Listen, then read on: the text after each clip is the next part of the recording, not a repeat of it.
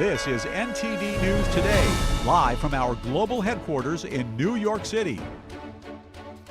Today's Thursday, September 26th. I'm Don Ma and Steph here. Yep. And to begin the show, New York City Mayor Eric Adams says he's expecting federal charges in an ongoing corruption probe. And this is after a report by the New York Times was widely circulated about a possible indictment. FBI agents searched the official residence of the New York City mayor early this morning. The indictment would make Adams the first of the city's 110 mayors to be criminally charged while in office. And this comes during a series of federal investigations and the resignations of 4 high-ranking city officials this month. NTD's Jeremy Sandberg has Mayor Adams' reaction to the reports. New York City Mayor Eric Adams says he expects federal charges against him to be entirely false and based on lies. I always knew that if I stood my ground for all of you, that I would be a target. And a target I became.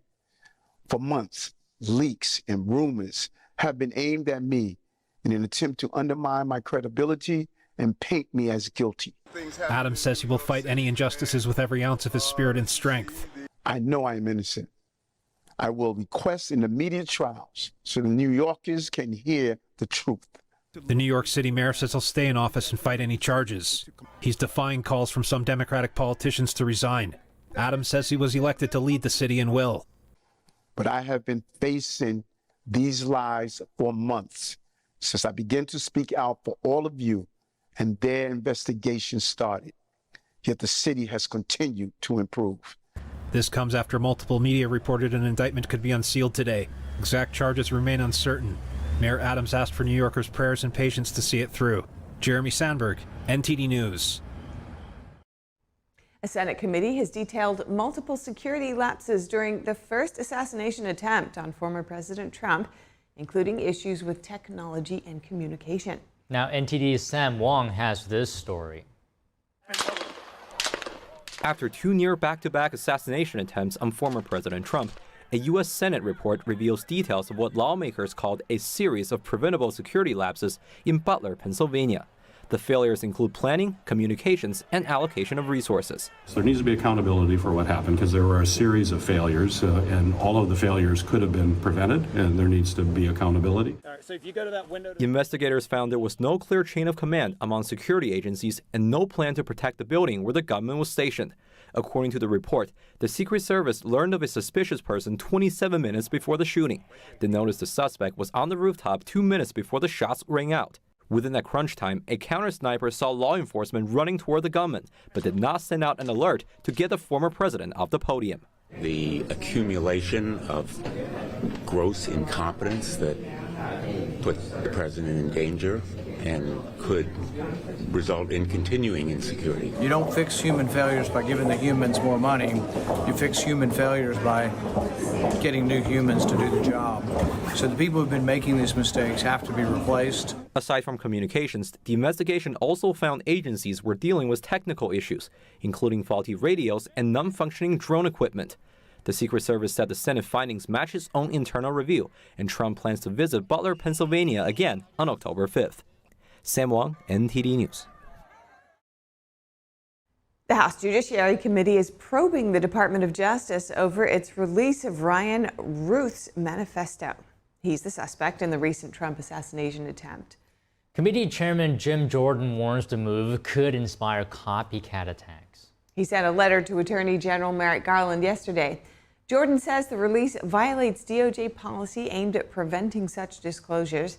He's demanding documents related to the case by October 9th. The manifesto allegedly outlines the suspect's plan to kill Trump and also offers a $150,000 bounty if the attempt failed. And some important testimony in Washington today. The House Task Force on the attempted assassination of former President Trump is holding its first public hearing. The focus? A deep dive into the security failures during the July 13th attempt on Trump's life in Butler, Pennsylvania. The hearing is titled The Ongoing Investigation of the Butler Security Failure. It examines the Secret Service's reliance on state and local law enforcement. Key witnesses include law enforcement officials and a former Secret Service agent. The hearing began at 9 a.m., 9:30 a.m. Eastern Time from the Longworth House office building. A bipartisan Senate committee released its report yesterday on the first Trump assassination attempt. The report called multiple Secret Service failures foreseeable and preventable. Let's go to the hearing now. Presidential nominee Donald Trump. I will also say that in this room today, outside of local law enforcement, there's only one other person that was on the grounds that day with my wife, with 3 of my grandchildren, and 1 of my sons. I can't tell you when I talk to local law enforcement how much I appreciate what you all did that day, and today is your day to come forward with your testimony. Now, I, along with several members of my family, we were actually present at the rally in Butler when this shooting occurred. It's my hometown. I've lived in this community for more than 60 years. I grew up going to the Butler Farm Show because we, at one time or another, did farming, and we would take our animals there every time we had the farm show, and also played American Legion baseball at the fields beside the farm show. So this tragedy remains incredibly personal to me and to the entire community. This tragedy, the very real threat to democracy of our nation, escaped that day. I think we realized it was entirely preventable. But because of failures by the Secret Service, the shooting was not prevented. Just last week, Acting Director Rowe said his own agency showed complacency. The day of the assassination attempt, crooks scouted and identified weaknesses in the Secret Service's security plan using both a drone and a rangefinder. Had security vulnerabilities not existed, it is entirely plausible he might not even have attempted the shooting and would have returned home. Unfortunately, we will never know for sure. What we do know is that the documents and testimony point to several fundamental failures on July 13th, in the days leading up to the rally. It was not a single mistake that allowed crooks to outmaneuver one of our country's most elite group of security professionals. There were security failures on multiple fronts. To date, our investigation has identified 3 key factors. First, Secret Service planning, or perhaps more accurately, their failure to adequately plan created confusion among the agency's law enforcement partners. The Secret Service was not assertive on key decisions, like the placement of some of the units and delegating responsibilities. Secondly, the Secret Service did not close down public access or manage access to the grounds next to the rally site that were less than 150 yards from the stage where former President Trump spoke. Third, the security communications and command structure were not cohesive and did not allow for rapid decision-making.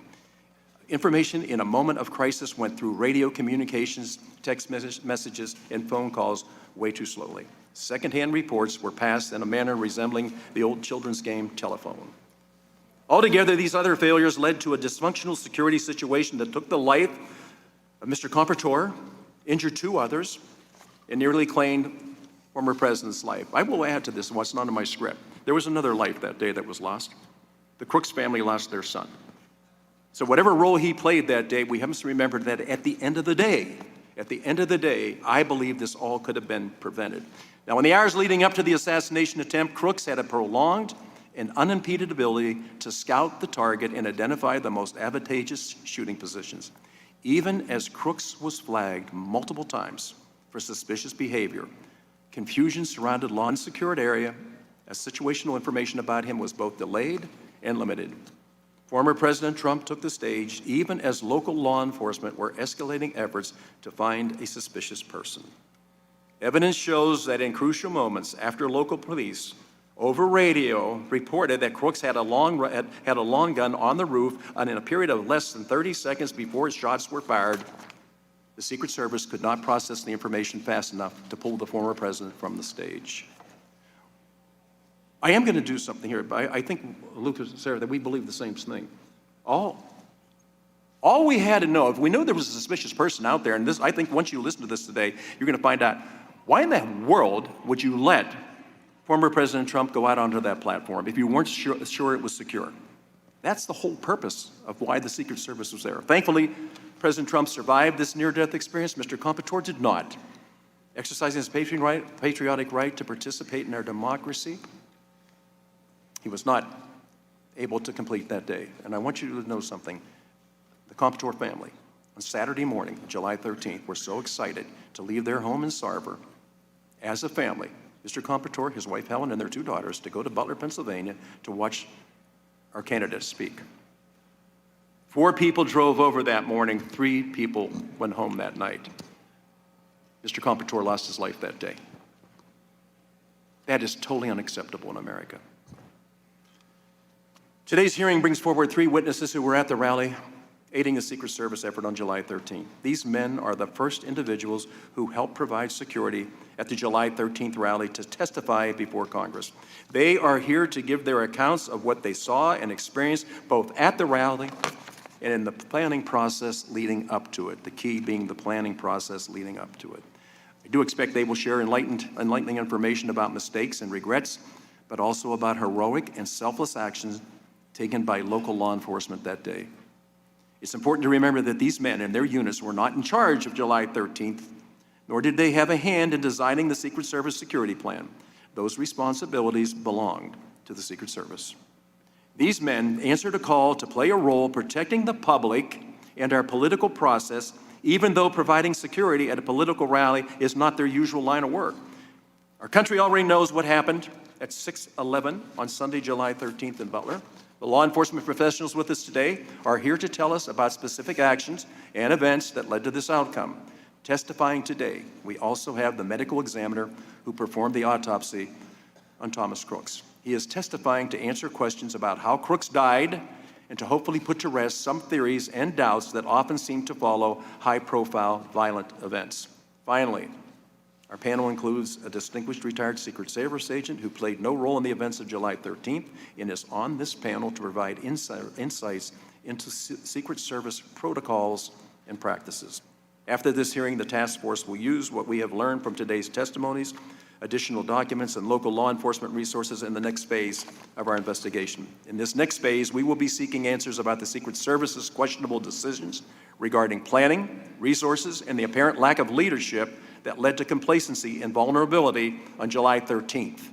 Since the task force added its first staff in August, following a unanimous 416-0 vote by this House of Representatives to establish this panel, we have led a thorough, fact-based, and bipartisan investigation. Our duty, as expressed in the resolution establishing the task force, is to investigate and present a report making recommendations by December 13th that address the Secret Service's security failures. This task force is fully on track to fulfill our duty. This hearing is not our last word or conclusion. It is a window for the public to see our important ongoing work. Finally, I want to take a moment to address former President Trump, who after September 15th has now decided, in two assassination attempts, he's going to return to the Butler Farm Show on October the 5th. I want to personally commend the former president and his family for the incredible strength they have shown since July 13th. I can't imagine anybody looking at this and looking at it, and please separate the politics from all of this. This is a United States citizen running for a political office. He has a wife, he has children, he has grandchildren. Nowhere in our whole scope of government can we accept the fact that these people jeopardize or put their life in danger by running for a public office. It's totally unacceptable. I think he's owed a lot better than what he got that day, and also we're going to be looking at Florida. But we've been warned about these clear threats to his safety twice. It's the obligation of this Congress, this administration, and public servants at all levels of government to stand against those who would use violence to interfere with our elections. Every American should be outraged, regardless of who they intend to support, by these attempts to nullify their votes through violence. We use ballots, not bullets, to make a determination of who should serve. Today's hearing is the task force's latest attempt to seek accountability and answers on what happened in Butler, Pennsylvania, and to restore the faith, trust, and confidence the American people deserve. One last thing before I recognize Ranking Member. Jason Crow and we have I think for whatever reason, we're put in the same place at the same time for the right reasons. I am going to ask unanimous consent to enter into the record a letter from Leader Scalise granting us permission to have one of our witnesses testify remotely today. And without objection, okay, so ordered. I now recognize the distinguished ranking member from Colorado, Mr. Crow, for his opening remarks. Thank you, Chairman. And I want to start by thanking all of the witnesses for coming here willingly on your own time to provide really important information for this panel and for the American people as we seek answers that they need. Political violence has no place in our democracy, period. We must be united in our belief as Americans, not as Republicans or Democrats, that political disagreement is settled through rigorous debate, not violence. That is why this task force's investigation and today's hearing are so important. Since the establishment of this task force just 2 months ago, I have worked closely with Chairman Kelly to ensure that this investigation is and remains bipartisan. The members of this task force and our staffs are coordinating closely to ensure that we establish the facts of the security failures of July 13th so that we can help ensure that those failures never happen again. It is our hope that today's hearing will provide the public with critical insight into our progress. The Secret Service is a critical dual mission. First, the protection and investigations to ensure the safety and security of protectees, key locations, and events of national significance, and the investigation of crimes against the U.S. financial system committed by criminals around the world. Its protection mission operates by the Secret Service's own admission on a zero-fail mentality, as it must. While numerous other state and local law enforcement agencies were present leading up to and during the July 13th event, the Secret Service is ultimately responsible for the safety of its protectees, a mission that the Secret Service has had full-time since 1902. It is clear that the Secret Service failed on July 13th. It is also impossible to ignore, however, the fact that the world has changed dramatically since the Secret Service first took over full-time presidential protection in 1902. Political events are bigger. There is a significantly greater number of protectees. Access to information about protectees' movements are more accessible to the public. Times have clearly changed. The Secret Service must be expected to accomplish its zero-fail protection mission without any errors. But Congress must also ensure that the Secret Service has the resources it needs to accomplish that mission. It has become apparent since July 13th that the Secret Service is stretched too thin. It takes years to create a Secret Service agent qualified to protect the president or a former president. Right now, there are simply not enough Secret Service agents. As a result, the Secret Service must rely heavily on Department of Homeland Security agents and other federal agencies whose responsibility may not primarily be personnel protection. The Secret Service also relies heavily on local and state law enforcement, particularly with large-scale events like July 13th. In the first part of this investigation, it has become clear that local law enforcement played a critical role in security on July 13th, and efforts by individual local law enforcement officers may have saved lives and prevented a far greater tragedy. It is also clear, however, that the communication between the Secret Service and local and state partners was disjointed and unclear. For example, there was no single command post for all law enforcement on site to receive and relay information. Given how critical the partnership is between the Secret Service and local and state law enforcement agencies, clear lines of communication are crucial. The Secret Service must do better. This task force has a solemn, urgent responsibility: uncover the failures and help stop them from being repeated. The American people deserve clear answers about what happened on July 13th. This hearing will provide the first pieces of what we learned, but make no mistake, this investigation is still early days and there is much more to do. I look forward to hearing from our witnesses and learning more about their perspectives on what happened, what went wrong, and how we might prevent these failures moving forward. Thank you, Chairman. I yield back. I'll now introduce our witnesses. Today we are joined by Mr. Edward Lenz, who serves as the commander of the Butler County Emergency Service Unit. Commander Lenz is also a sergeant with the Adams Township Police Department. On July 13th, while working for Butler ESU, Commander Lenz was stationed in the local command post at the campaign rally site. Next, we have Mr. Drew Blasco, who is a patrolman for Butler Township Police Department. Patrolman Blasco is also a sniper team assistant leader for Butler County ESU. On July 13th, while working for Butler Township, Patrolman Blasco was stationed with a Secret Service agent where former President Trump's motorcar arrived. Our third witness is Mr. John Harold, who is a lieutenant for the Pennsylvania State Police. Lieutenant Harold was the officer in charge for the Pennsylvania State Police on July 13th. Next, we have Mr. Patrick Sullivan, who has served over 40 years in federal law enforcement. He began his career at 18, working for the FBI. Then he joined the Secret Service as a special agent, where he served 23 years, retiring as a supervisor. Though he is retired and was not present on July 13th, he served on the Secret Service Presidential Protection Division for 4 years and conducted numerous advances, both domestic and foreign. His expertise will be helpful in context of how the Secret Service works with local law enforcement to ensure the safety of all protectees. Last but not least, we have Dr. Ariel Goldschmidt testifying remotely. Dr. Goldschmidt is the Chief Medical Examiner for the Allegheny County Office of the Medical Examiner. Dr. Goldschmidt conducted the autopsy of the would-be assassin, Thomas Matthew Crooks. We appreciate all of you for being here today. Before recognizing the witnesses for their testimony, I would like to remind them that their oral testimony is restricted to 5 minutes in length. If you see the light turn red in front of you, it means your 5 minutes have concluded, and you should try to wrap up your testimony as quickly as possible. Will the witnesses please stand and raise their right hands?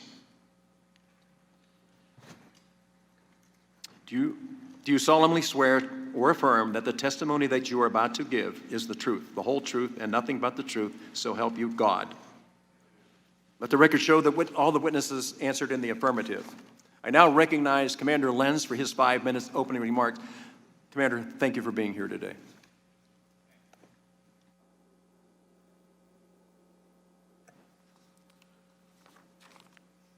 Good morning. My name is Edward Lenz. I'm a patrol sergeant for the Adams Township Police Department in Butler County, Pennsylvania, and the commander for the Butler County Emergency Services Unit. I was the commander of the local tactical units operating at the Butler, PA presidential rally on July 13th. Butler ESU was initially requested to assist the U.S. Secret Service at the Butler rally by providing 2 counter-assault teams and a quick reaction force. Later, 2 sniper teams were added to that request during the planning process. We were assisted at the Butler rally by the Beaver County Emergency Services Unit, the Washington County Regional SWAT Team, and pre-hospital staff from Allegheny Health Network. Beaver ESU provided a 2nd armored vehicle with a counter-assault team and 2 police snipers.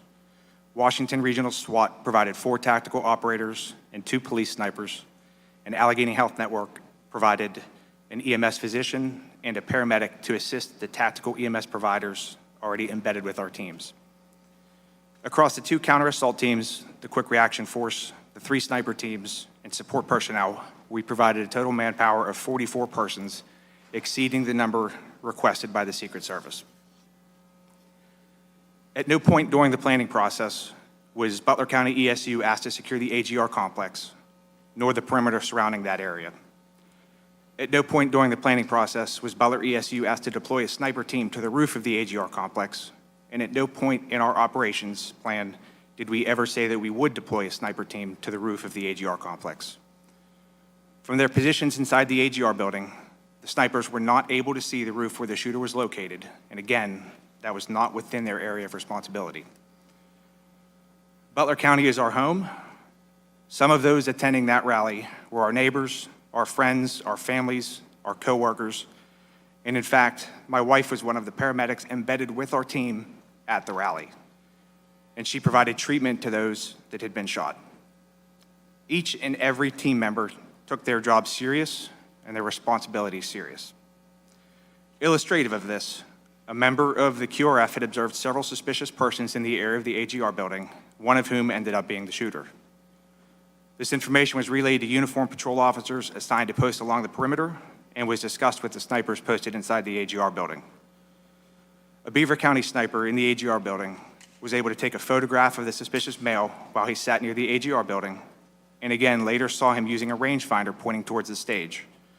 And this information was promptly reported to the Pennsylvania State Police in the Secret Service Command Center, the Butler County Sheriff's Office, and the Butler Township Police Department. Had these officers not picked up on this suspicious behavior, we likely would not have known anything was wrong until shots were fired. Prior to those shots being fired, an operator from Butler ESU had exited the red barn behind the stage and was monitoring the AGR area due to the suspicious person reports. When shots rang out, he was able to quickly identify where the shots were coming from. He observed the shooter, he shouldered his rifle, he acquired his target, and he fired 1 round at the shooter, which caused the shooter to recoil and briefly fall out of sight. He did this less than 6 seconds after shots began, using his short barrel M4 platform rifle chambered in .556 with an EOTech weapon sight at a distance of approximately 110 yards. He remained on target, prepared to engage with additional rounds, and as the shooter slowly came back into sight, a Secret Service counter sniper fired a round striking the shooter, ending the active threat. No other rounds were fired by the shooter after he was engaged by the Butler ESU operator. Since July 13th, we have cooperated with multiple investigations, and our members have been interviewed by the Pennsylvania State Police, the FBI, the Senate Homeland Security and Governmental Affairs Committee, the Secret Service Mission Assurance Investigators, the Homeland Security Independent Review Panel, Senator Grassley's office, and of course, this House Task Force. We have done so without subpoena, and I am here today without being subpoenaed. Butler County ESU has nothing to hide, and we will continue to cooperate, as I believe the American people deserve the truth. The events that occurred at the Butler rally are nothing short of a tragedy. Evil will always be a threat, and we must continually review our own actions, adjust our operations, and constantly strive to achieve perfection, though we will never achieve it. Thank you. Thank you, Commander Lenz. I appreciate it. And I know how heartfelt this has been for you and how gut-wrenching it has been for you, because we talked right after this. That's the purpose of today's hearing. Local law enforcement has gone through way too much.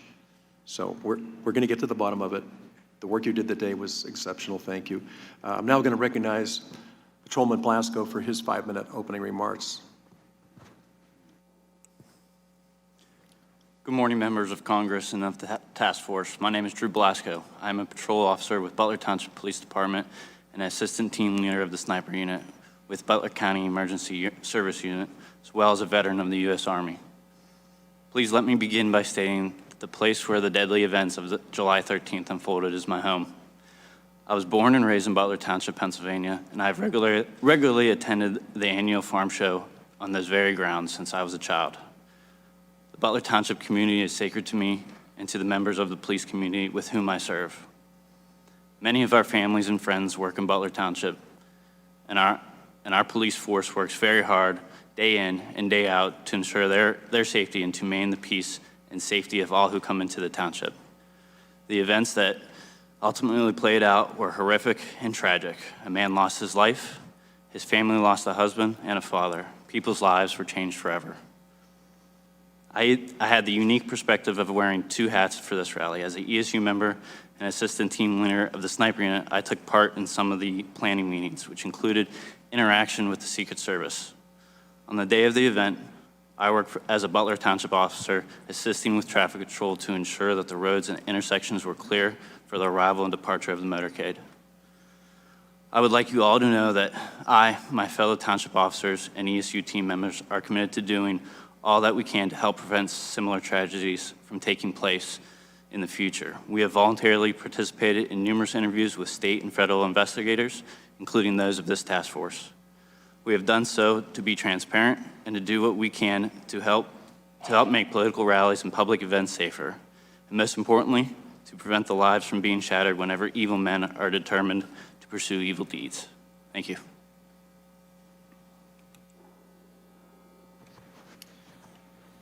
Thank you, Mr. Blasco. Now recognize Lieutenant Harold for his 5-minute opening remarks. Lieutenant Harold.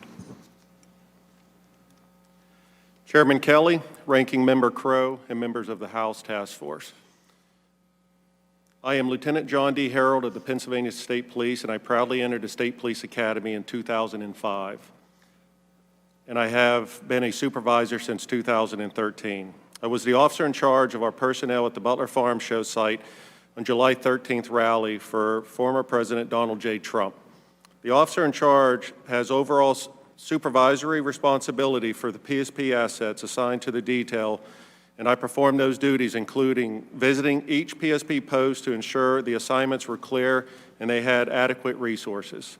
I also took part in planning meetings for the rally for former President Trump with Secret Service and local law enforcement, as well as preparing PSP's operation plan for the Butler Farm Show site. I appreciate the opportunity to join you today to discuss the event as it pertains to the State Police. The State Police is a full-service police department composed of 4,562 sworn members, 1,616 civilian employees providing various law enforcement services to communities and local, county, regional, state, and federal partners. The state police operates independently from our local partners and works together with full and part-time local enforcement agencies, but we do not have administrative or operational oversight over local law enforcement agencies or county sheriff's office. We have always and will continue to work with our local enforcement partners at local and federal level to protect public safety. Secret Service is the lead agency at events involving its protectees, and PSP routinely provides resources and personnel to assist. As a matter of protocol, the Secret Service advises the state police that an event is anticipated, followed by a joint meeting and site visits. On Friday, July 5th, the Secret Service notified PSP that the former President Trump a rally would take place in Butler. On Monday, July 8th, I and other commanders from PSP attended the initial planning meeting with various law enforcement agencies. I visited the site multiple times and completed a PSP operation plan leading up to July 13th. The Pennsylvania State Police provided all resources requested by the Secret Service. The Secret Service did not ask me, as the officer in charge of PSP assets, to post a trooper at the AGR International property, nor am I aware that Secret Service making that request to any other PSP official. 30 members of the state police were assigned to various roles to support the Secret Service. These members provided escort for the motorcade route, staffed post within the secured perimeter, performed roving patrols, and staffed the Secret Service command post. PSP was not responsible for securing the building or property at AGR International.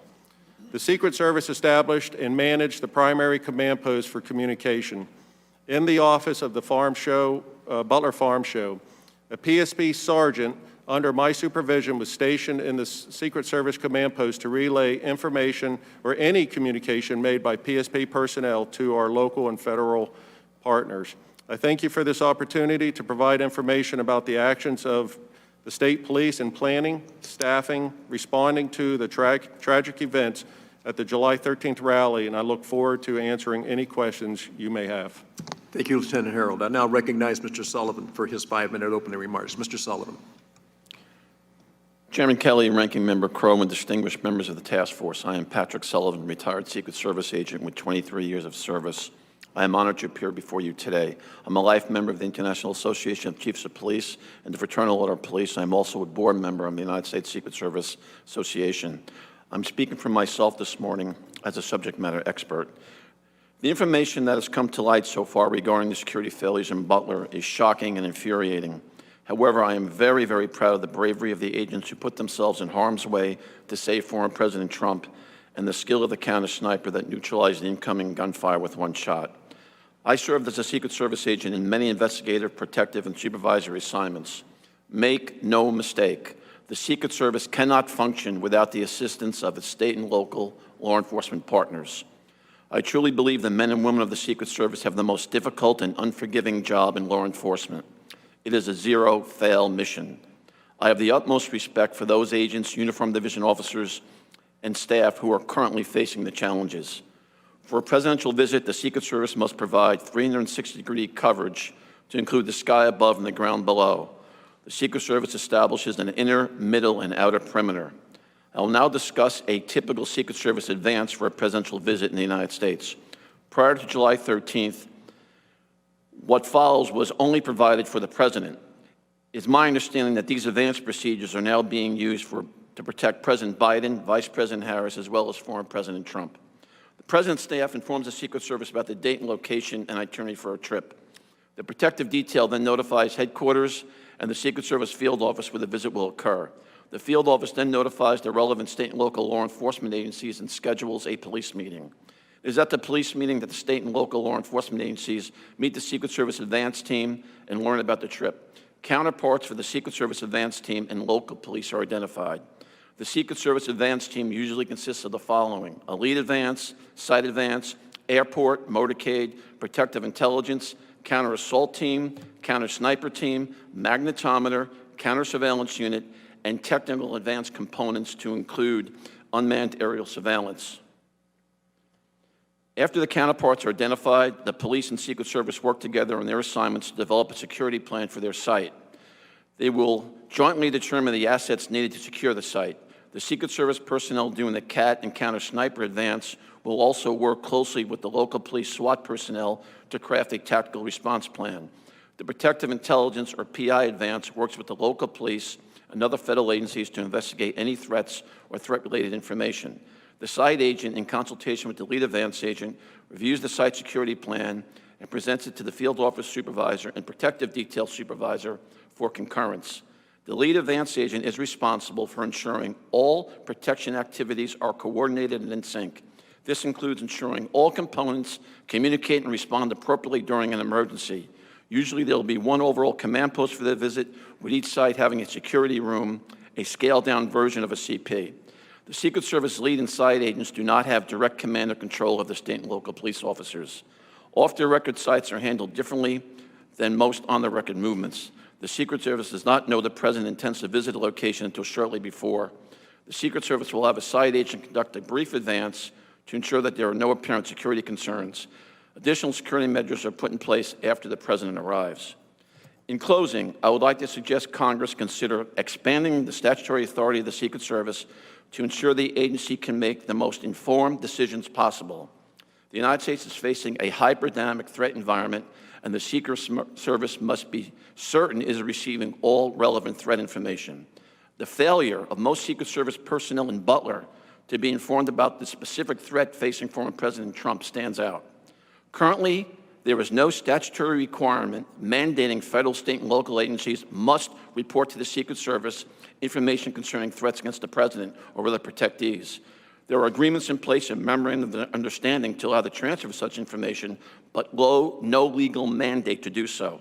In my opinion, the law must clearly state such information must be immediately provided to the Secret Service to take whatever steps it deems necessary to conduct an investigation and follow-up. For example, the FBI has exclusive jurisdiction to investigate a conspiracy to assault or kill the President before the attack takes place. Since the Secret Service is responsible for protecting the President, it should be part of all such threat investigations so it can take appropriate steps to prevent an assassination. And finally, the FBI has authority under current law to seek the assistance of any federal, state, or local agency, including the military, to help investigate an assassination or assassination attempt after the fact. I believe the Secret Service should have similar authority to call for such assistance to prevent an assassination or assassination attempt. That concludes my statement. Thank you very much. Thank you, Mr. Sullivan. I now recognize Dr. Goldsmith for his 5-minute opening remarks. Now, the witness is going to be testifying over the phone, right? Okay. Dr. Goldsmith, please. Good morning, Chairman Kelly, Ranking Member Crow, and distinguished members of the task force. My name is Dr. R.L. Goldschmidt. I'm the Chief Medical Examiner for Allegheny County, Pennsylvania. On July 13, 2024, after the attempted assassination of former President Trump, I, through my staff, reached out to the Butler County Coroner, Bill Young, to offer our assistance if needed. Later that night, our assistance was accepted by Butler County, and arrangements were made to transport the bodies of Thomas Matthew Crooks and victim Corey Dean Comparator to our office. Our office wasn't involved in the transportation of the decedents. However, once they were transported to our office, the required chain of custody work was processed. The following morning, July 14 at 9:15 a.m., I began Mr. Crooks' autopsy with the assistance of other technicians named in my report. Prior to the autopsy, the body was x-rayed. Major handprints were obtained by the FBI Major Incident Program Manager, Brian Johnson, and gunshot residue test samples were collected by autopsy technician Lauren Perrin. My involvement in the case was limited to the autopsy, in which I determined that Thomas Crooks died as a result of a high-velocity gunshot wound to the head with an entrance wound of the left upper lip. I had no reports from or involvement in the investigation into Mr. Crooks' motives or actions, crime scene evidence, or other outside evidence as part of my work. Items of evidentiary value collected during the autopsy were transferred to the custody of the FBI. Once I received the results of toxicology testing, which was performed by our laboratory, I completed a written autopsy report, which was signed August 5th and delivered to Butler County. Our office's involvement in the case concluded on July 22nd, 2024, when Mr. Crooks' body was released to a funeral home pursuant to the directives of the Butler County coroner.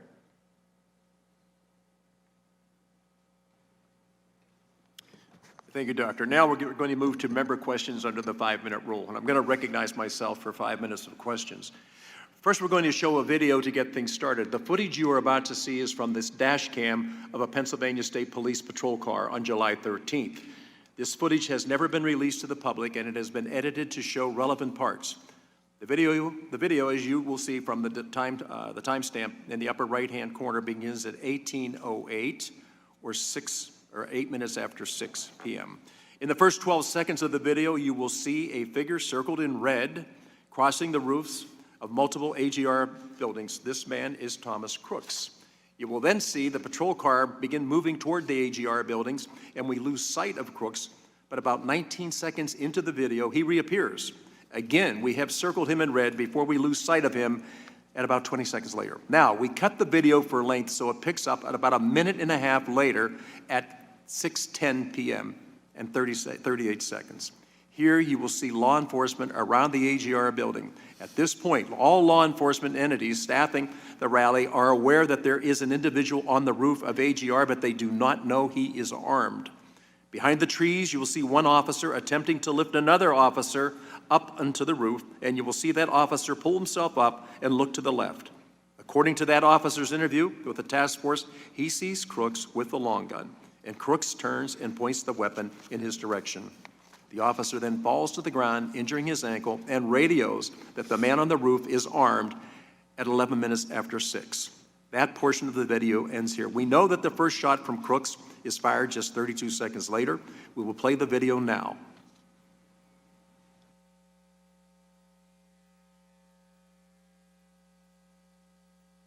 This will take about 51 seconds.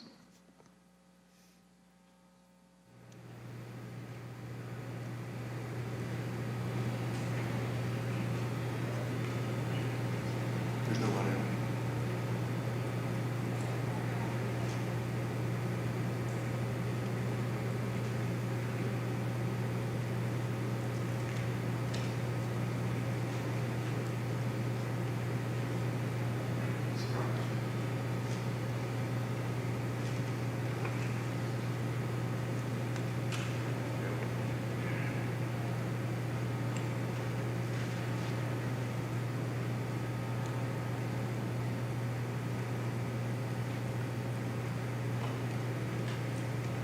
I realize it's hard to see some of this, but so Crooks, as he makes his way across the roof, this is, by the way, a Pennsylvania State Police cruiser, and it has the dash cam. So you're able to see some things that nobody else was able to see, but I know it's difficult.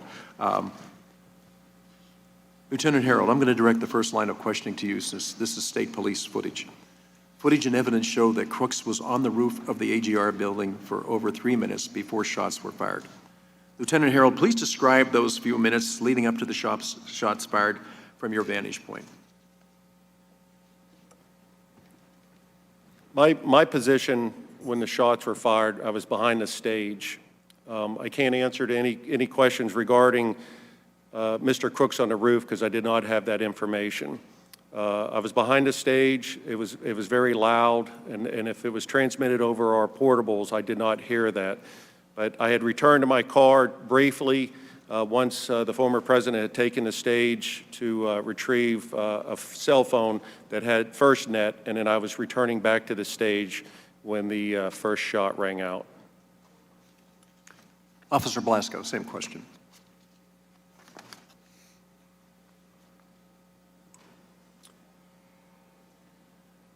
At that time, I was at Brady Paul, and I was working my way over to the AGR building to assist other Butler Township units with looking for Crooks. As I got to the water tower, I parked underneath the water tower and began to make my way to AGR. That's when the shots rang out. Thank you. Commander Lenz, you were reportedly the first person to call out shots fired over the radio. Were you aware that someone was on the roof or that he was armed prior to the shots being fired? Also, please describe those few minutes leading up to shots fired from your vantage point.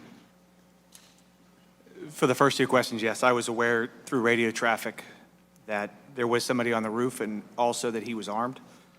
The first report that there was somebody on the roof came on a different radio channel than the tactical units were operating, which would be PD Ops 3. And that transmission at 18:08 and 20 seconds is somebody's on the roof. At 18:09, I made a phone call to the PSP sergeant in the Secret Service Command Center and relayed the information that there was a suspect on the roof of the AGR building. There was some additional radio traffic from the Butler Township police units, and at 18:11:03 hours on that PD Ops 3 channel, again, not the channel the tactical units were operating, is the Butler Township unit that reports he is armed. I believe he says, I see him, he's laying down, and he has a long gun.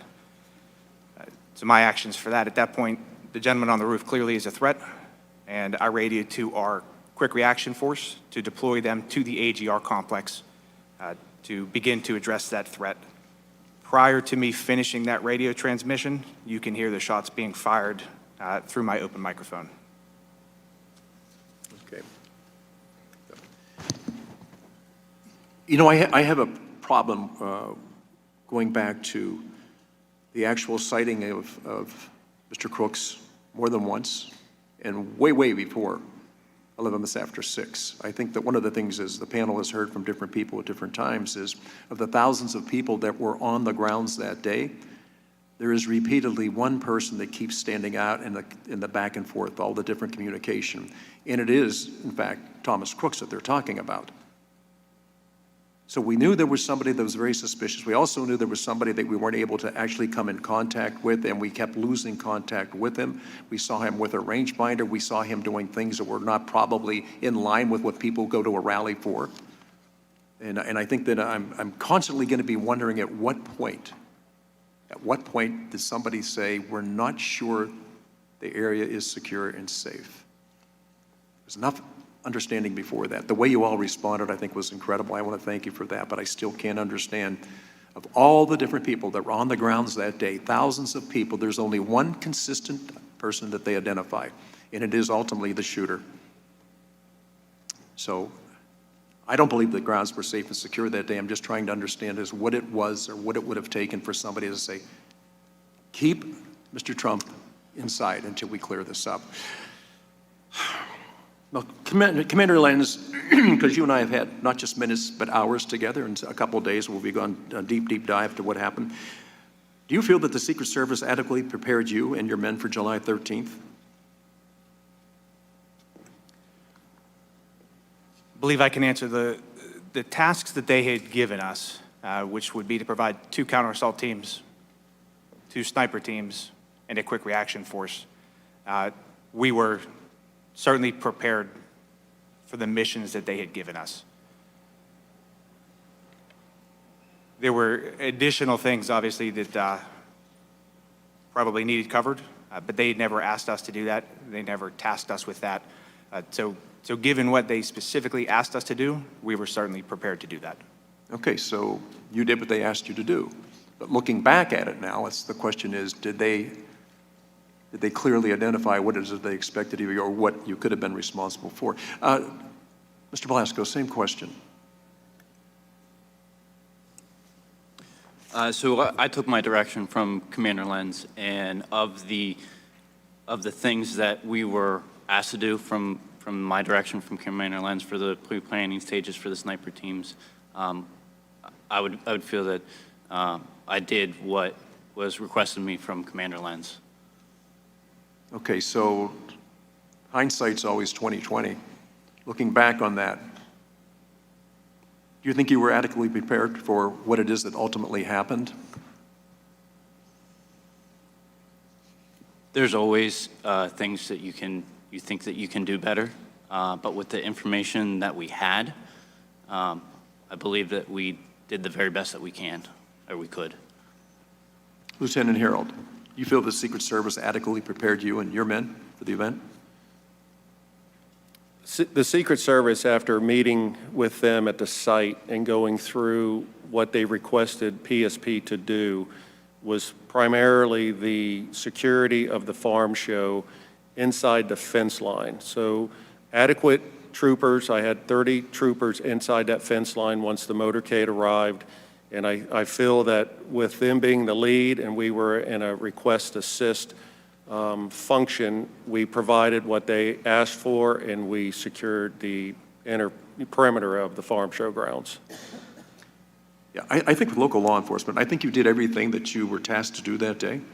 But looking back and looking at the game films and say, you know what, there probably were other things we should have been clued in on from that.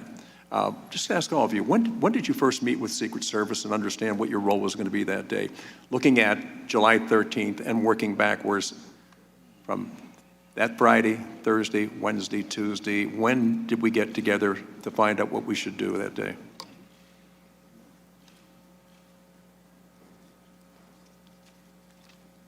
So for Butler ESU, our first contact from the Secret Service was Friday, July 5th at 1:55, and that was a phone call asking for assistance with the upcoming Butler rally. We then had a police planning meeting that was on July 8th, 2024 in Allegheny County. And during that meeting is where they relayed the information specific to their request. And at that point for Butler ESU, that was 2 counter-assault teams and a quick reaction force. Commander, tell me, where did that meeting take place? I believe it was the Allegheny County Emergency Operations Center.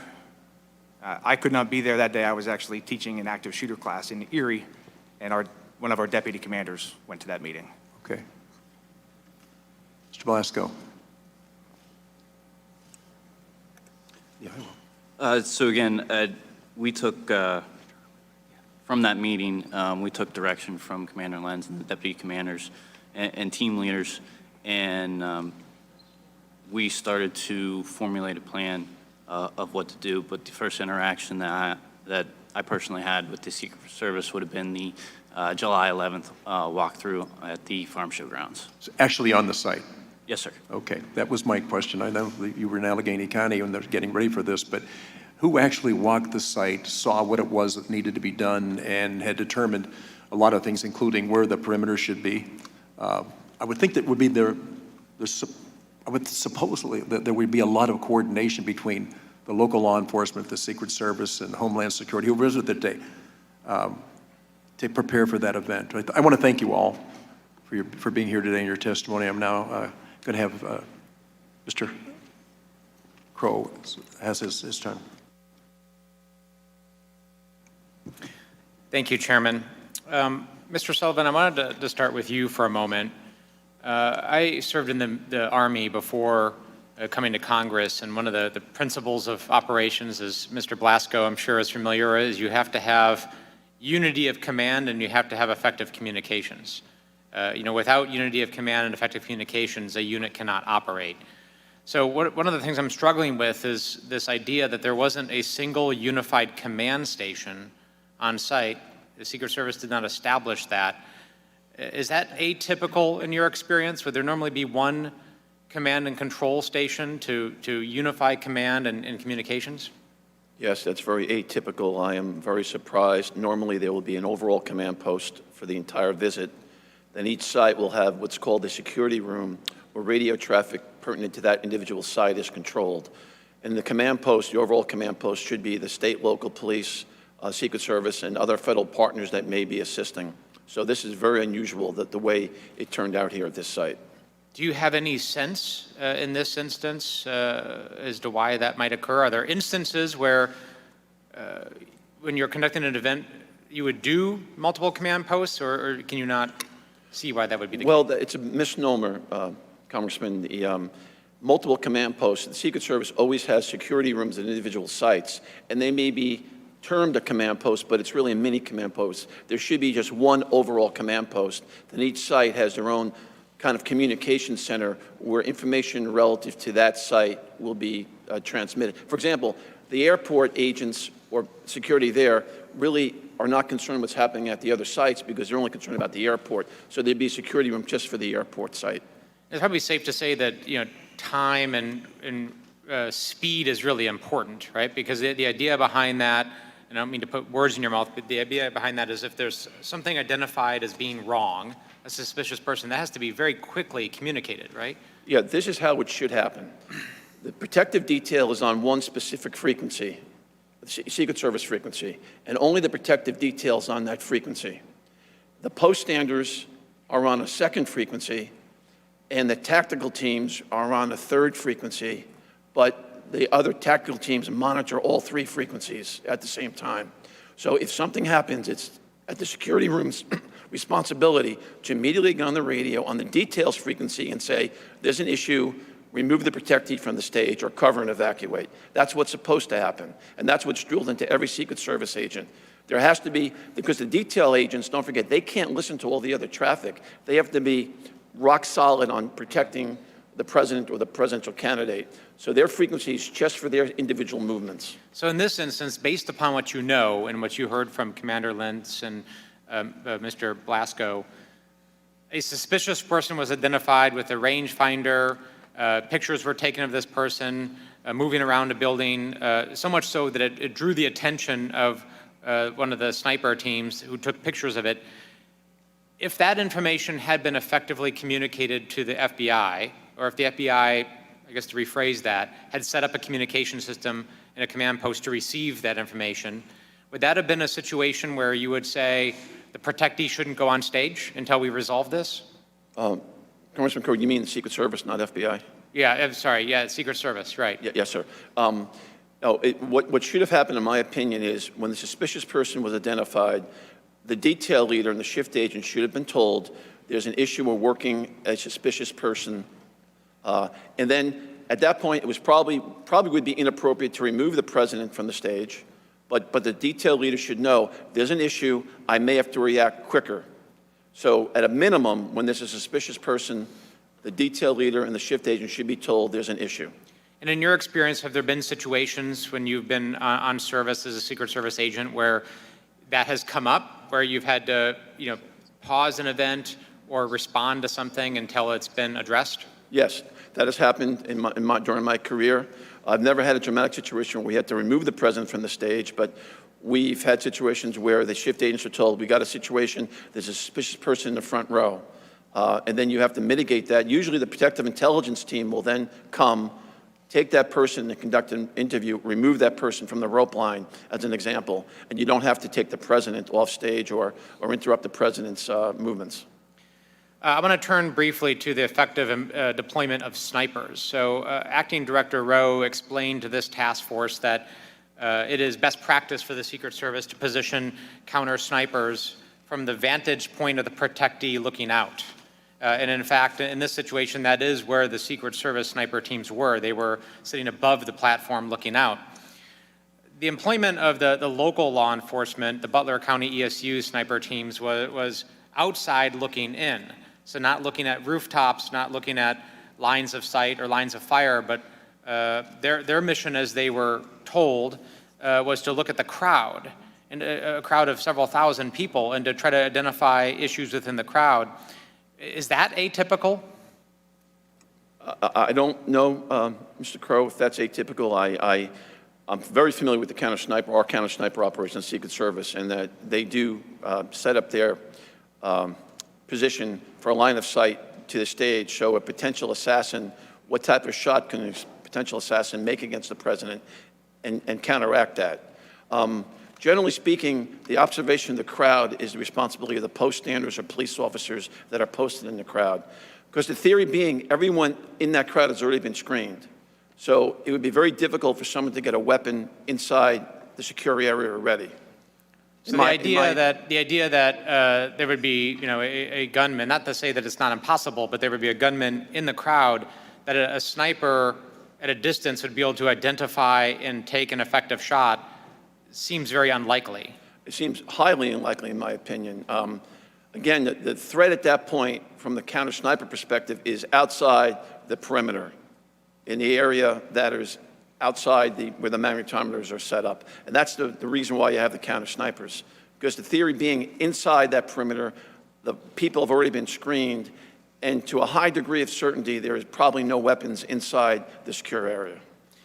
Thank you. Commander Lenz and Mr. Blasco, did that mission seem unusual to you, that you were outside looking in at a screened crowd? It did not. We didn't receive any direction from the Secret Service as far as how they wanted our sniper teams to deploy or what their actual mission would be. So our snipers on our normal missions, they deploy more as marksman observers.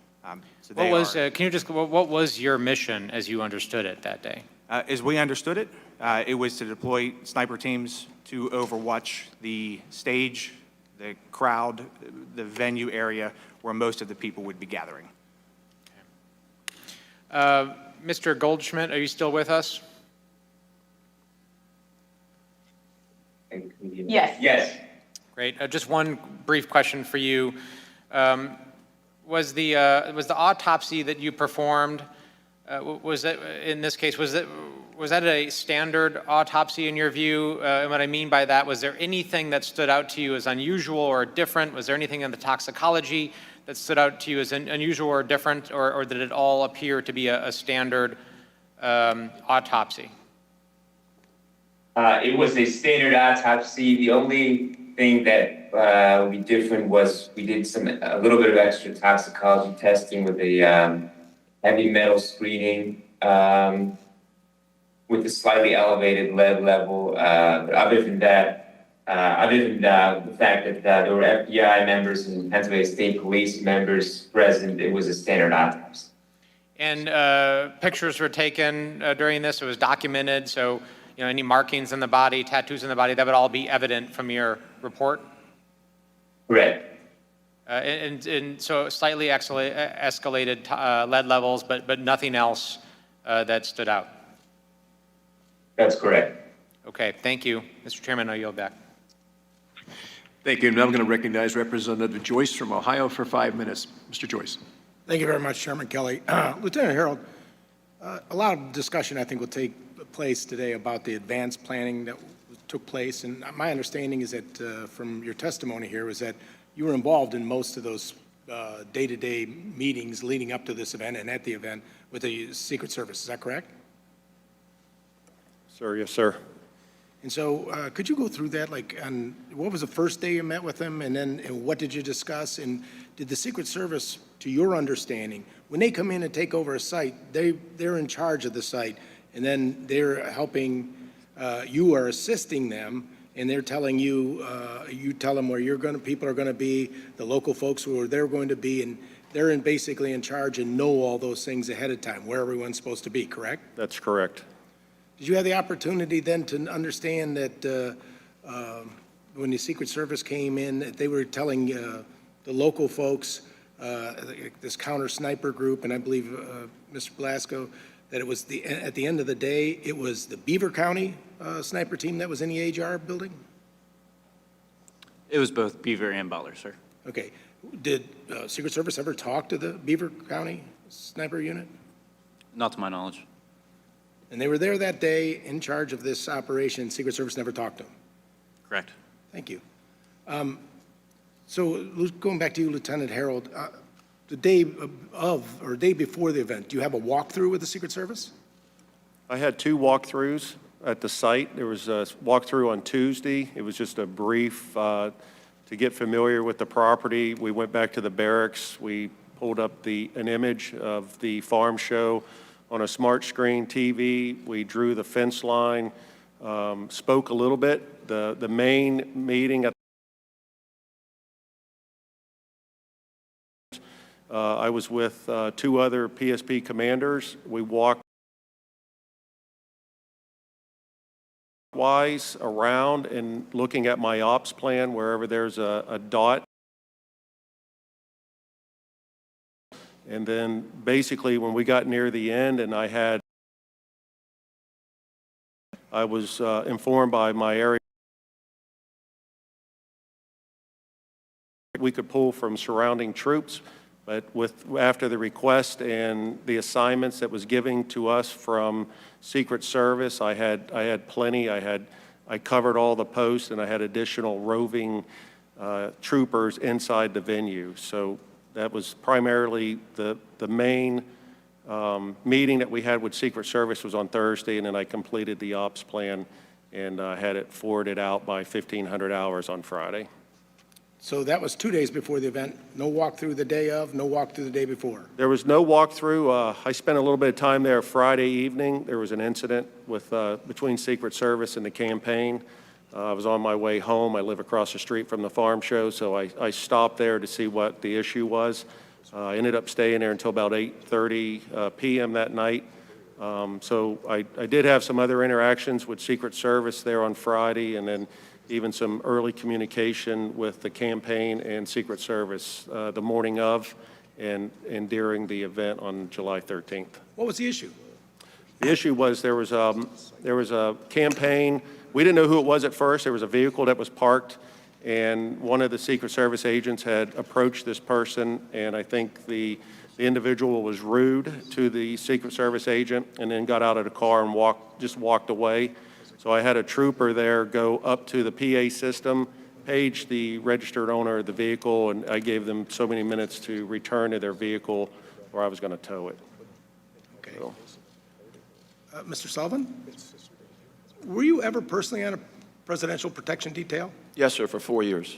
Okay, when was that? It was 2 years with President Reagan and 2 years with First President Bush. Oh, God bless. What kind of training did somebody on a PPD have? We had extensive training. We came through the normal Secret Service training, Federal Enforcement Training Center, the Secret Service Training Center in Beltsville, Maryland.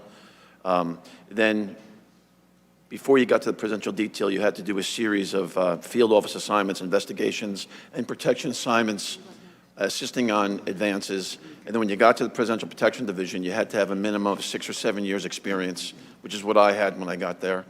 And then once you're there, we had training at least once a month. We had to shoot our firearms once a month, and we went to Beltsville, the Riley Training Center, at least once a month for, we call them attack on principles, AOPs, where you'd go through routine and events that might happen, then all of a sudden you'd have an attack on the person who was acting as the president to test your response skills. So it's very, very intense training. I appreciate that, sir. Our Acting Director Rowe has said that we need a paradigm shift, and we need to be changed from one of being reactive to one of readiness. Now, what does that even mean? Well, I think it means that the Secret Service needs to shift how we do business, but I'll harken back to my testimony. To me, like shift, from back to all the work that was done to prepare you for President Reagan and President Bush to the lack of that work being done now? No, sir, that's not what I mean. I think there's a certain, I don't know what words actually come to mind, but agents are exhausted now. The campaign really, really takes a lot out of them. And I think they don't have enough resources, Secret Service does not have enough personnel and resources to give people the breaks that they need. But also, let me say though, Congressman, when we say about the paradigm shift and going from a reactive mode to a readiness mode, it's really being proactive. And I'll harken back to my testimony. We need. When would you not be proactive when when you go out into a situation like that? You're always looking for points of attack, correct? Yes, from the physical protection aspect, but I'm talking the overall agency. I'm talking about the physical protection. When you were in PPD, when you were out there on the field, if you saw somebody in the line of sight or the day before in a walkthrough and you saw problems with line of sight, what would you do? I would have had those mitigated, or else I would have talked to the supervisor and said, it's not safe for the president to come. Correct. How would you mitigate it? You could have banners, you could have buses, you could have trucks. There are a lot of ways to mitigate it. But however, to me, the simplest way to mitigate the building there outside the fence line in Butler was to post it. For agents, no one could have got up to the roof. My understanding is that there was some type of vehicle that was supposed to be posted there to block that line of sight. When you came out and you were in charge and you didn't see the vehicle there, you still let the president come out?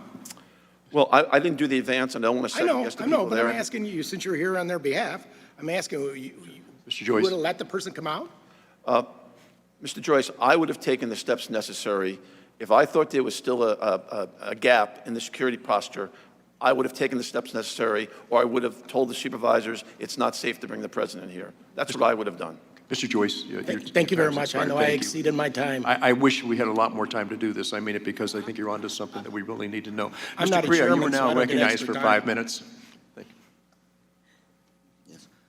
Thank you, Mr. Chairman. I just want to welcome our witnesses today. You're all real-life heroes, and you acted with bravery on July 13th, and for that, I thank you on behalf of the American public. I'm also grateful that former President Trump was not seriously injured, but several families were.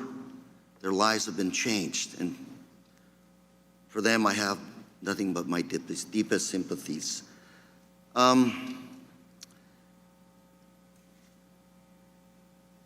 Mr. Sullivan, I want to turn to you first. I have a Wall Street Journal article from yesterday, and I'm going to submit this for the record, Mr. Chairman. Objections. And quickly summarizing some of the statements were made. Unclear chain of command, technical issues, poor communication, couldn't identify who within Secret Service was final decision maker, no communication in real time, 2 communication centers.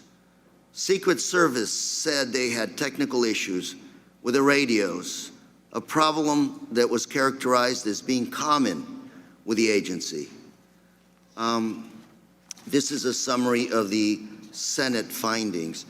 And Mr. Sullivan, I just want to ask you a very brief question, which is, who's in charge at these sites? It is crystal clear in my mind from when I was an agent.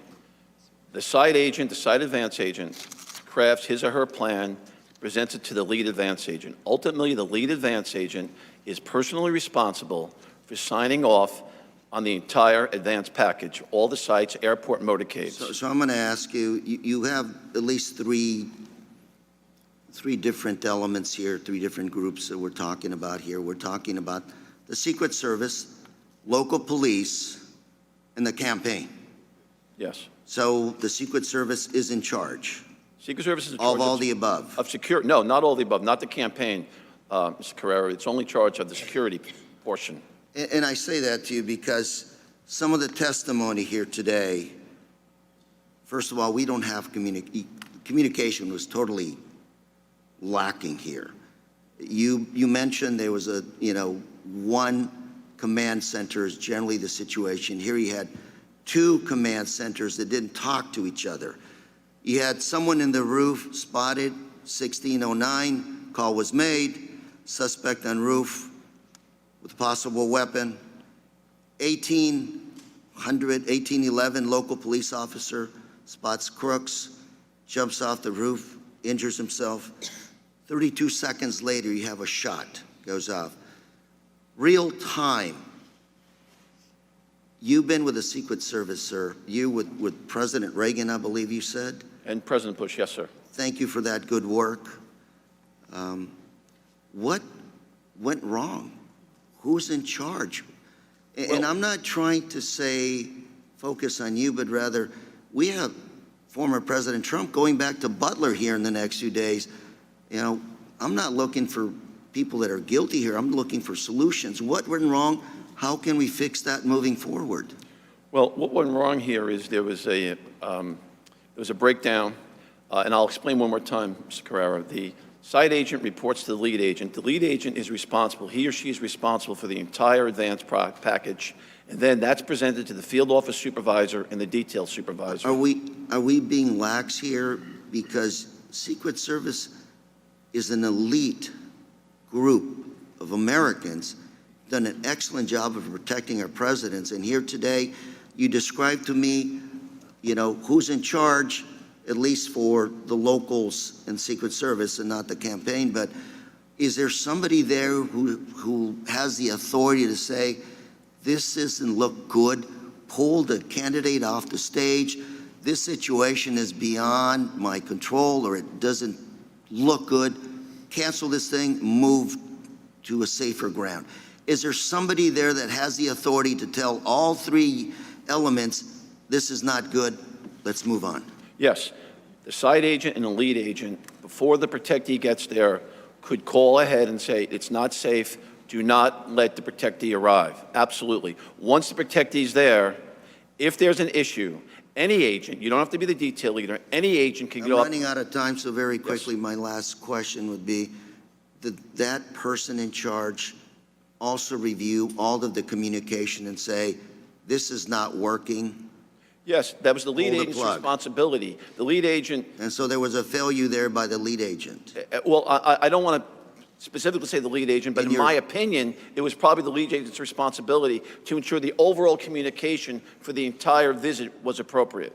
And that was not the case. Apparently not. Thank you, Mr. Chairman. I yield. Thank you, Mr. Correa. Now recognize Representative Walz for 5 minutes.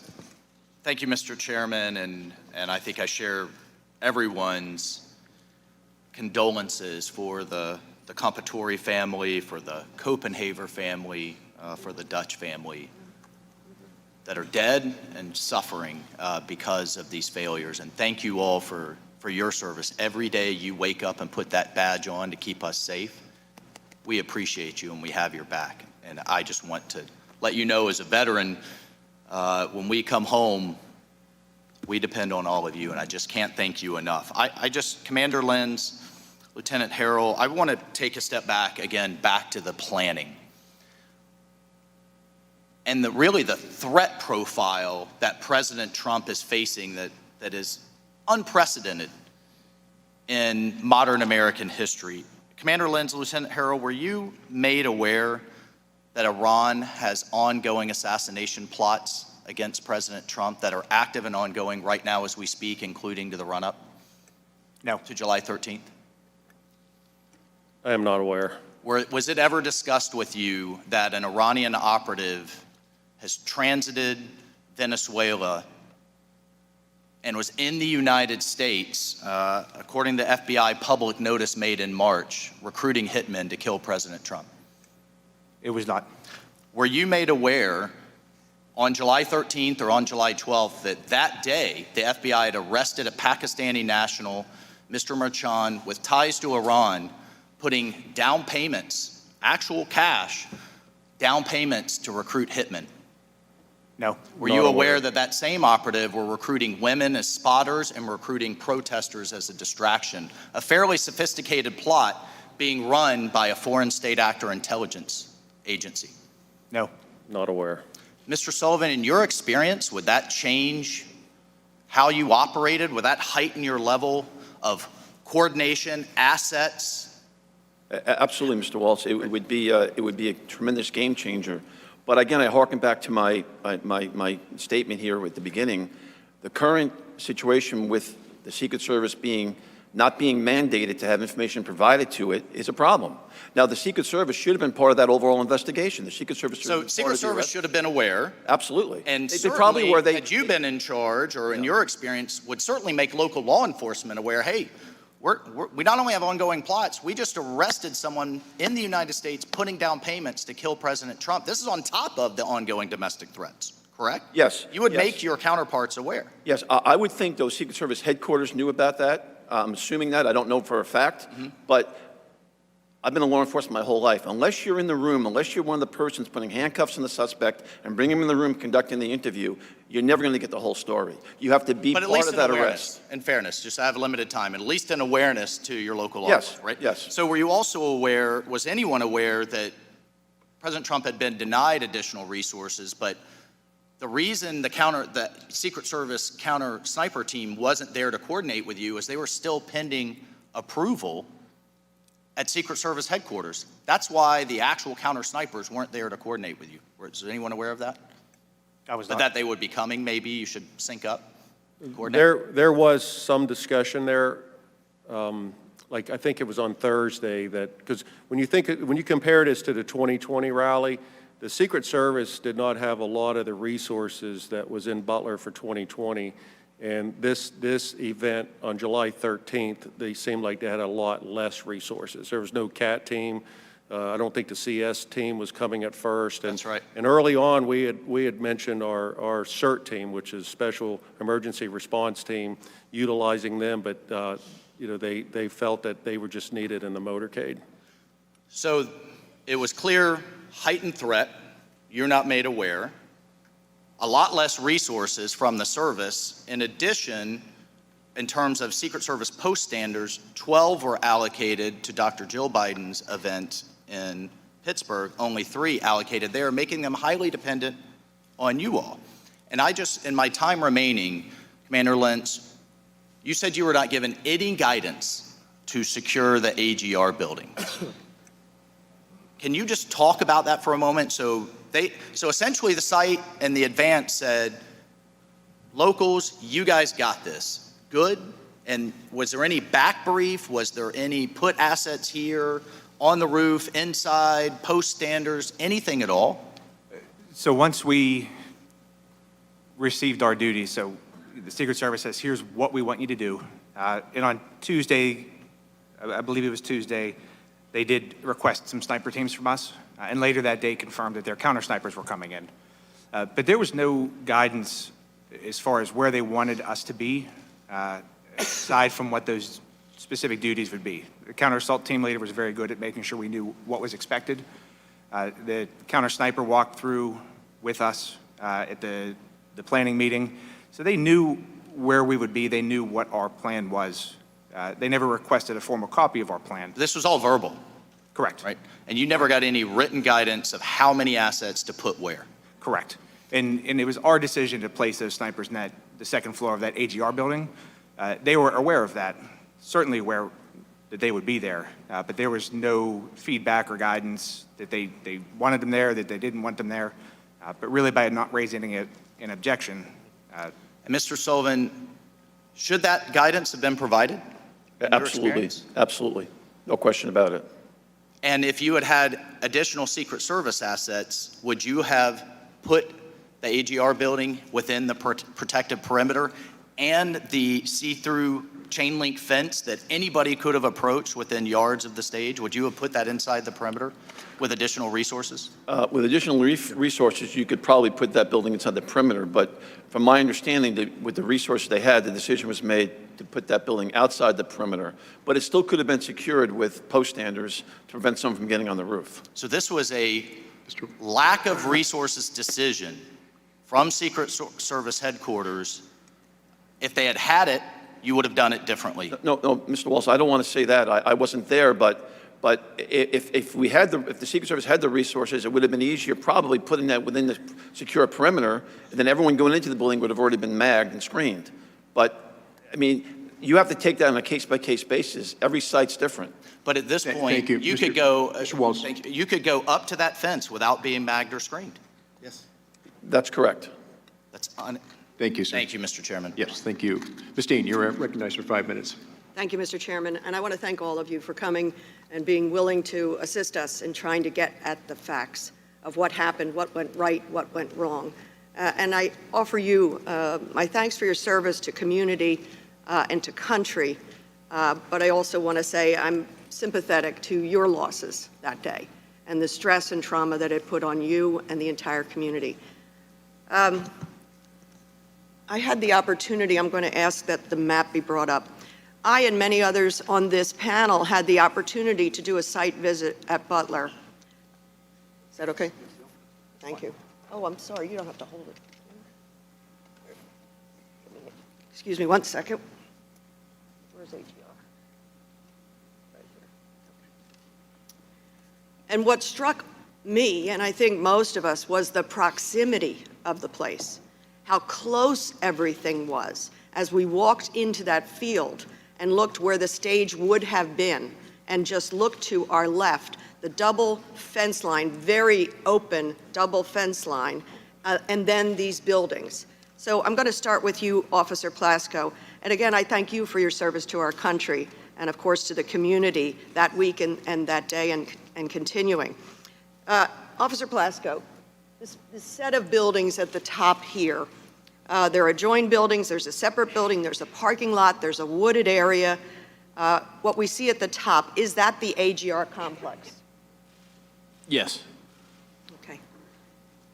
How far are the AGR buildings from the red barns behind the stage, which I don't think are shown here?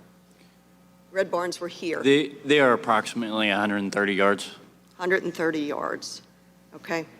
Is it your understanding that the AGR complex was left out of the secure perimeter by Secret Service and the plans in the rally, outside of that which was established by Secret Service? Yes, that was our understanding of it. You said, well, I know you were on the ground on the 13th in a patrol capacity, and your thoughtfulness of moving in so quickly is admirable to me. But you were there at the planning 2 days earlier, is that correct? Yes. On the 11th? Is it true that within minutes of joining the walkthrough on the morning of the 11th, you shared your concerns about AGR complex not being secure? Again, here's the top where Crooks was positioned and dies, and shoots from and dies. You shared your concerns about AGR complex. With whom and what did you say? I did share my concerns with the agents, from my understanding, that were in charge of the site that day. I explained to them that the snipers inside that building were overwatching the venue itself, and that the whole area, specifically the whole area leading up from the water tower, we had no vantage point from. We could see part of the building that Crooks was on, but we had no access or line of sight, I should say, to that area.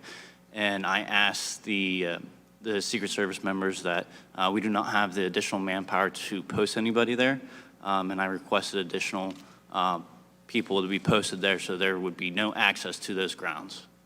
And what response did you get? That they would take care of it.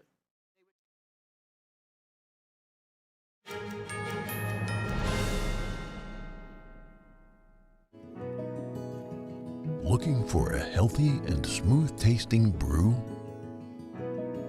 Drop by Days Coffee Roasters today and explore our wide selection of specialty-grade, small-batch roasted coffee.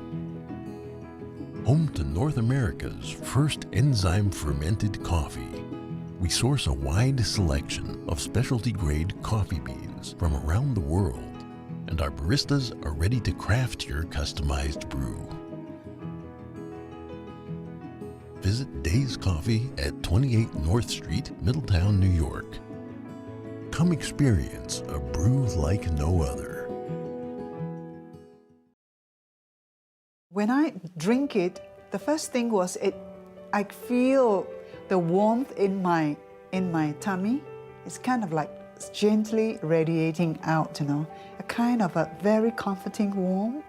And it was really good, actually. I felt much better. I did feel actually an effect, and I find that it is actually better when I take it regularly. It's actually steamed and dried 9 times, and so it's really, the essence is really extracted.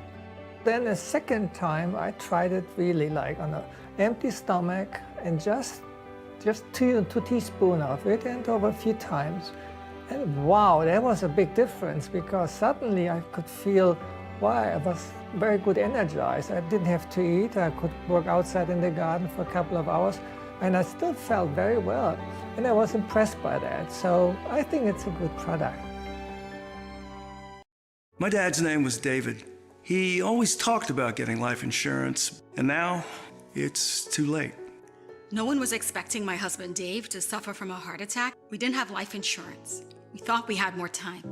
Don't be Dave, and don't wait until it's too late to get the life insurance coverage you need. And if you don't have enough insurance to cover funeral costs, credit card debt, and other expenses, your family is going to get stuck with the bill. Call now to get affordable life insurance. Just call 800-494-1562. If you're over 50, you can't be turned down for this insurance, regardless of your health. Plus, there's no medical exam, no health questions. Your rate will never go up. Your coverage will never go down. And rates start as low as $5 a week. Remember, don't be Dave. Call now. Call now. 800-494-1562. After 15 years of smoking, Eva Marie quit. There's a new lung cancer screening that could save her life. You stopped smoking. Now start screening. Learn more at savedbythescan.org.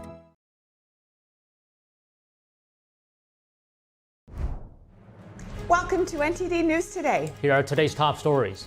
New York City Mayor Eric Adams says he's innocent after media reports about a possible indictment and a corruption probe. What Adams had to say about the possibility of federal charges. I know I am innocent. I will request an immediate trials so the New Yorkers can hear the truth. Catastrophic winds and a life-threatening storm surge of up to 15 to 20 feet. Florida residents brace for a potential Category 4 landing of Hurricane Helene.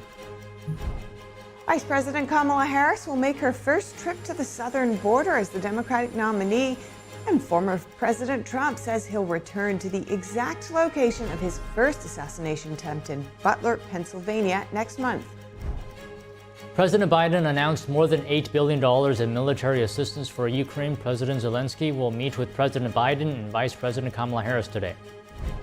Israel has rejected proposals for a ceasefire with the Hezbollah terror group, even as the U.S. and other countries ramp up the pressure. The latest on escalating tensions between Israel and Lebanon. An opinion poll in suburban Philadelphia bakery is stirring up excitement. What started as a fun tradition now has people driving hours to take part in it. Could it predict the next president?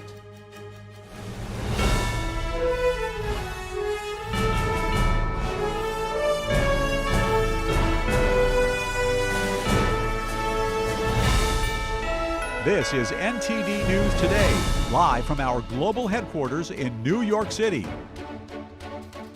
And today's Thursday, September 26th. I'm Stephanie Cox. And I'm Don Ma. Florida residents are bracing for a possible Category 4 tempest. Helene is now a Category 2 hurricane with wind speeds of 100 miles per hour. NTD's Daniel Monahan has more on the hurricane, which could slam into the Sunshine State today. Businesses were closed with boarded-up windows, and locals were picking up sandbags from distribution points. Tampa General Hospital installed an aqua fence, a barrier that can withstand up to 15 feet of storm surge. Helene is forecast to rapidly strengthen and could hit Florida today as a Category 4 menace. Florida Governor Ron DeSantis warned people yesterday to use the time they had left to either evacuate or stock up on non-perishable food and water. But just know these effects are coming to the state of Florida, and it's not a matter of whether we're going to get effects. It's just a question of how significant those effects will be. Shell Point Beach resident Will Glenn, boarded up windows, he says, won't withstand the fierce winds forecasted. Really, I am more or less focused on really deciding on what is important for the rest, to have for the rest of my life. I mean, really, that's what I'm focused on. Helene entered the Gulf of Mexico yesterday and is expected to pick up strength from the Gulf's warm waters. It is forecast to make landfall in Florida's Panhandle on Thursday evening. The National Hurricane Center says the forecast storm surge was increased to 15 to 20 feet in the Big Bend area of Florida's Panhandle. Storm surge is a wall of seawater pushed on land by hurricane-force winds. More than 40 million people in Florida, Alabama, and Georgia were under hurricane and tropical storm warnings. Georgia Emergency Director Chris Stallings reacts. I don't want to put fear in some folks' voice. We're all concerned about the impacts. Georgia meteorologist Will Langston says Hurricane Helene has been picking up speed. It's just not going to have enough time to weaken a whole lot. I wouldn't be surprised if we saw some Category 3 level impacts in extreme southern Georgia, southwest, south central Georgia. Horseshoe Beach resident Frankie Johnson says they lost everything last year when Hurricane Idalia hit. I mean, it looked like a bomb had went off in here. And they're saying this one's going to be worse than that one. So, we're looking at, there's probably not going to be much left. Helene lashed Cuba with heavy rains overnight, dumping as much as 8 inches in 24 hours. The deluge of rain hit parts of the western tobacco-growing province of Pinar del Rio. Strong winds and rain flooded roads, tore roofs from homes, and uprooted banana plants, destroying precious crops. Authorities closed schools and ports across much of the western half of the Caribbean island nation. Daniel Monahan, NTD News. Former President Trump warning Iran of severe consequences if it harms a presidential candidate. It comes as the U.S. government is intensely tracking threats targeting U.S. officials. NTD's Iris Tao has more from Trump's remarks yesterday in Mint Hill, North Carolina.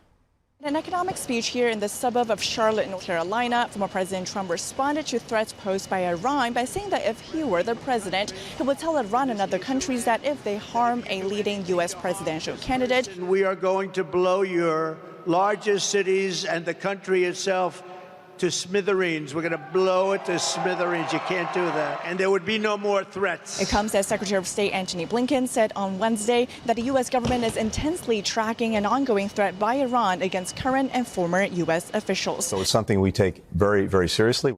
The Trump campaign said on Tuesday that Trump has been briefed by the Office of the Director of National Intelligence about Iran's continued assassination threats against him. The campaign says all agencies are working to ensure Trump is protected and the election is free from interference. And Trump on Wednesday responded on Truth Social saying big threats on my life by Iran. The entire U.S. military is watching and waiting. During a speech, he said he's not backing down. Around the world, our enemies are desperate to prevent Donald Trump from returning to the White House because they know I will make America great again. They don't want that. No threat will shake me. No enemy will intimidate. And Trump also used that to emphasize the need for what he called strong leadership in the U.S. to deter such threats. He also praised Democrats for working with Republicans to approve a bill in Congress that would ensure that he and Vice President Kamala Harris receive the same level of Secret Service protection as a sitting president.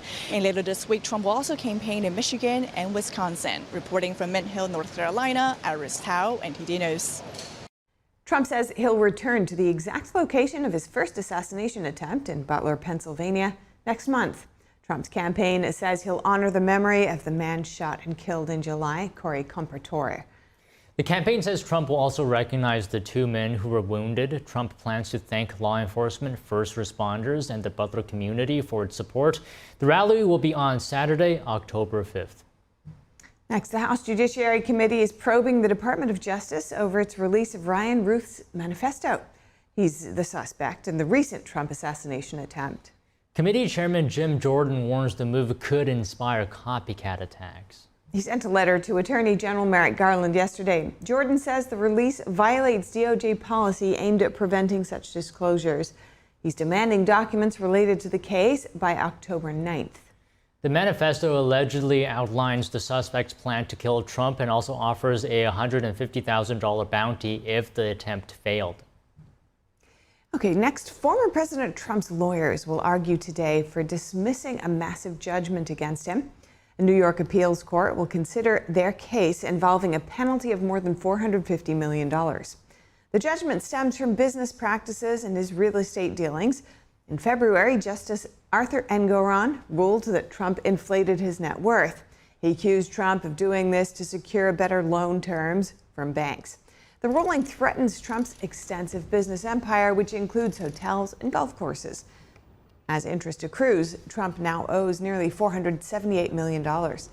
He claims these legal actions are politically motivated. Trump's legal team argues his financial statements understated his wealth. They insist no bank suffered losses due to his actions. Vice President Kamala Harris spoke at a Pittsburgh rally yesterday where she provided more details about her economic plan. NTD's national correspondent Jason Blair reports. Vice President Kamala Harris spoke more about what she intends to do for the economy if elected president. We need to restore basic economic security for middle-class families. Harris gave her first talk highlighting the economy about 6 weeks ago in Raleigh, North Carolina, where she unveiled what she named her Opportunity Economy Plan. On Wednesday, she made her most lengthy and detailed speech on the subject since becoming the Democratic nominee. I'm a capitalist. I believe in free and fair markets. Harris said her first pillar of her Opportunity Economy plan is lowering costs.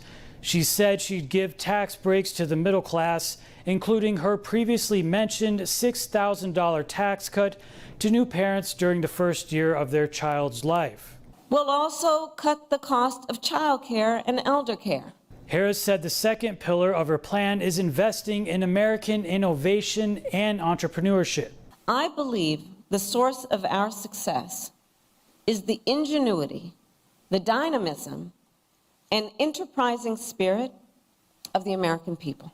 And she said her third pillar is leading the world in the industries of the future. And making sure America, not China, wins the competition for the 21st century. Reporting in Washington, D.C., Jason Blair, NTD News. New York City Mayor Eric Adams is now addressing media about his federal indictment. Let's tune into that.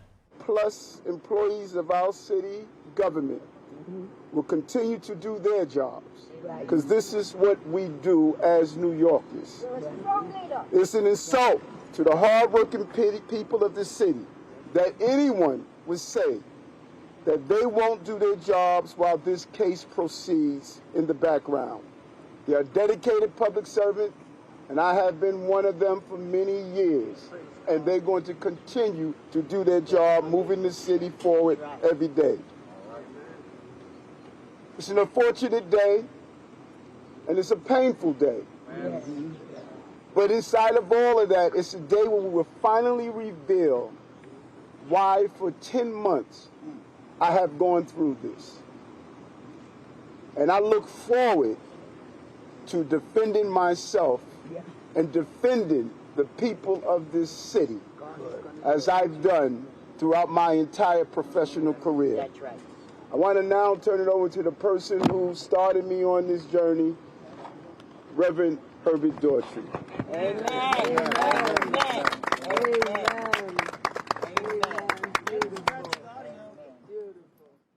Thank you, Mr. Mayor. You are our mayor, and will be to time come, still will be our mayor to all the supporters. Irrespective of what people say, he's still our mayor. As he has indicated, we started on a journey a long time ago.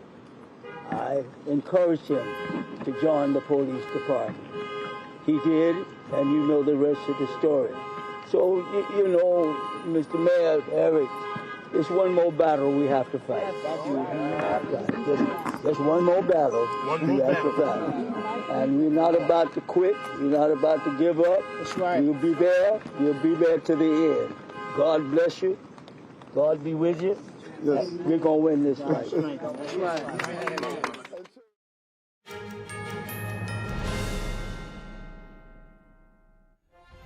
They fill in for the president when they're called upon. We need a leader who fights for the people who built this country. A debate between candidates for second in command. Let's chart that new way forward. Let's do it because we believe in the promise of America. Watch our live pre- and post-debate coverage of the vice presidential debate with Steve Lance and Tiffany Meyer on The Nation Decides, Tuesday, October 1st at 8 p.m. Eastern on NTD News.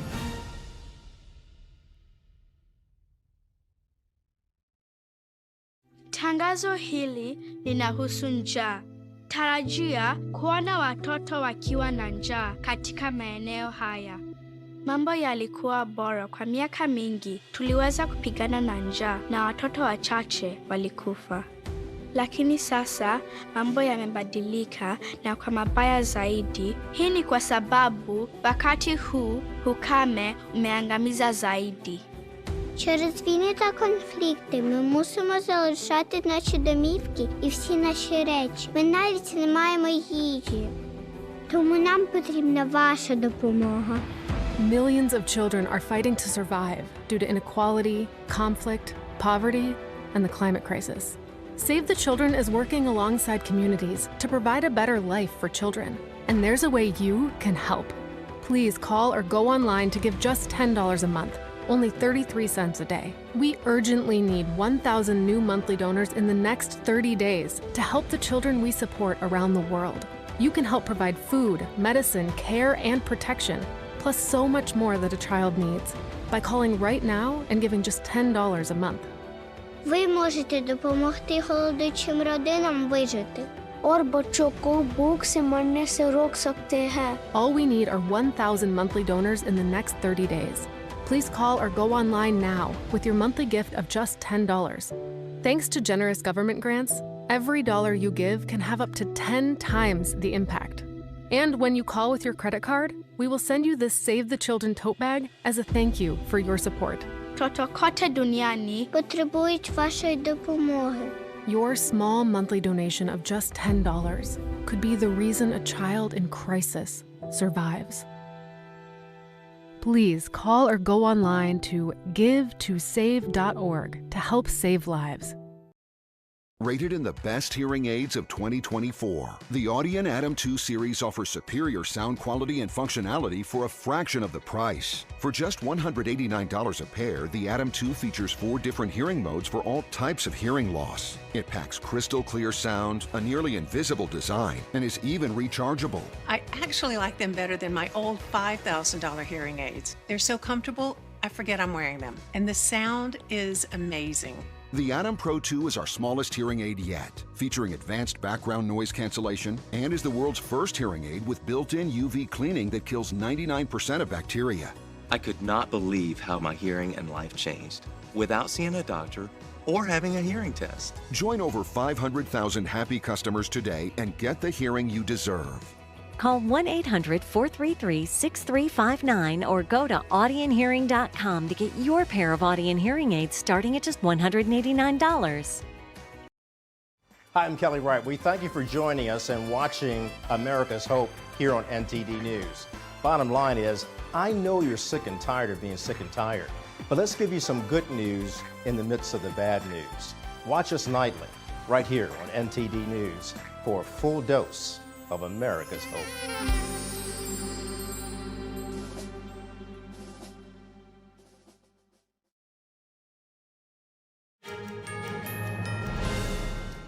Welcome back. A bill to temporarily fund the government and avert a shutdown is heading to President Biden's desk. Congress managed to pass the bill days before the end of the month deadline. But how did we get here, and what could happen next? Here's more. A 3-month stopgap passed in the Senate hours after it made it through the House of Representatives. Today, the House did the necessary thing. We took the initiative and passed a clean, narrow 3-month CR to prevent the Senate from jamming us with another bloated bill. It now heads to President Biden for his signature. The bill will keep the government running till December 20th. Earlier on Wednesday, it cleared the House with overwhelming support. All House Democrats backed the bill after previously voting to kill a stopgap that was tied to the SAVE Act. This measure would have required all potential voters to prove their U.S. citizenship while registering. The new funding bill did not contain any of the SAVE Act's provisions. 82 Republicans voted against the bill. Some expressed concern about the kind of funding package that would be brought in December. It's disappointing. We have a Republican majority. We should be cutting spending, not continuing to pass spending bills that grow the national debt. Others rejected the measure because of the move to de-link it from the SAVE Act. All this is setting up another tough battle in December. Johnson has vowed the House will not approve a single overarching bill to fund the entire government, known as an omnibus. Senate Majority Leader Chuck Schumer said he hopes the positive outcome of this bill can set the tone for more bipartisan work at the next session. President Biden announced more than $8 billion in military assistance for Ukraine today. The aid includes the first shipment of a precision-guided glide bomb with a range of up to 81 miles. The medium-range missile will give Ukraine a major upgrade to the weapons. $5.5 billion of the new aid will be allocated before the fiscal year ends on Monday. The rest is under the Ukraine Security Assistance Initiative. It allows Ukraine to buy weapons from companies instead of U.S. stocks. President Biden said supporting Ukraine has been a top U.S. priority. He also said he will hold a meeting of the Ukraine Defense Contact Group in Germany next month. Zelensky will be holding separate meetings with President Biden and Vice President Kamala Harris this afternoon. House Speaker Mike Johnson is calling on Ukrainian President Volodymyr Zelensky to remove Ukraine's ambassador to the U.S. This comes after Zelensky toured an ammunition factory in Scranton, Pennsylvania. In a letter yesterday, Johnson criticized the tour organized by the ambassador as a partisan political stunt. He said the tour was conducted in a politically contested state led by people from the Harris campaign and purposely included no Republicans. According to Johnson, this constitutes clear election interference. An unnamed Army official told media, according to the Associated Press, that Republicans were not intentionally snubbed and that interested members of Congress from the area attended. Chair of the House Oversight Committee, James Comer, said he would open an investigation into Zelensky's trip. He said the committee would probe whether the Biden administration used taxpayer-funded resources and treated it as a campaign event. Democrats on the committee dismissed the accusations, calling the investigation an effort to undermine Ukraine. The House passed a bill yesterday allowing congressional observers to oversee elections. The Senate approved the bill by unanimous consent on Tuesday.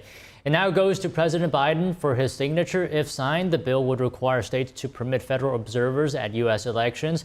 Lawmakers aim to ensure transparency and accountability during future elections. Both chambers of Congress showed bipartisan support for the measure.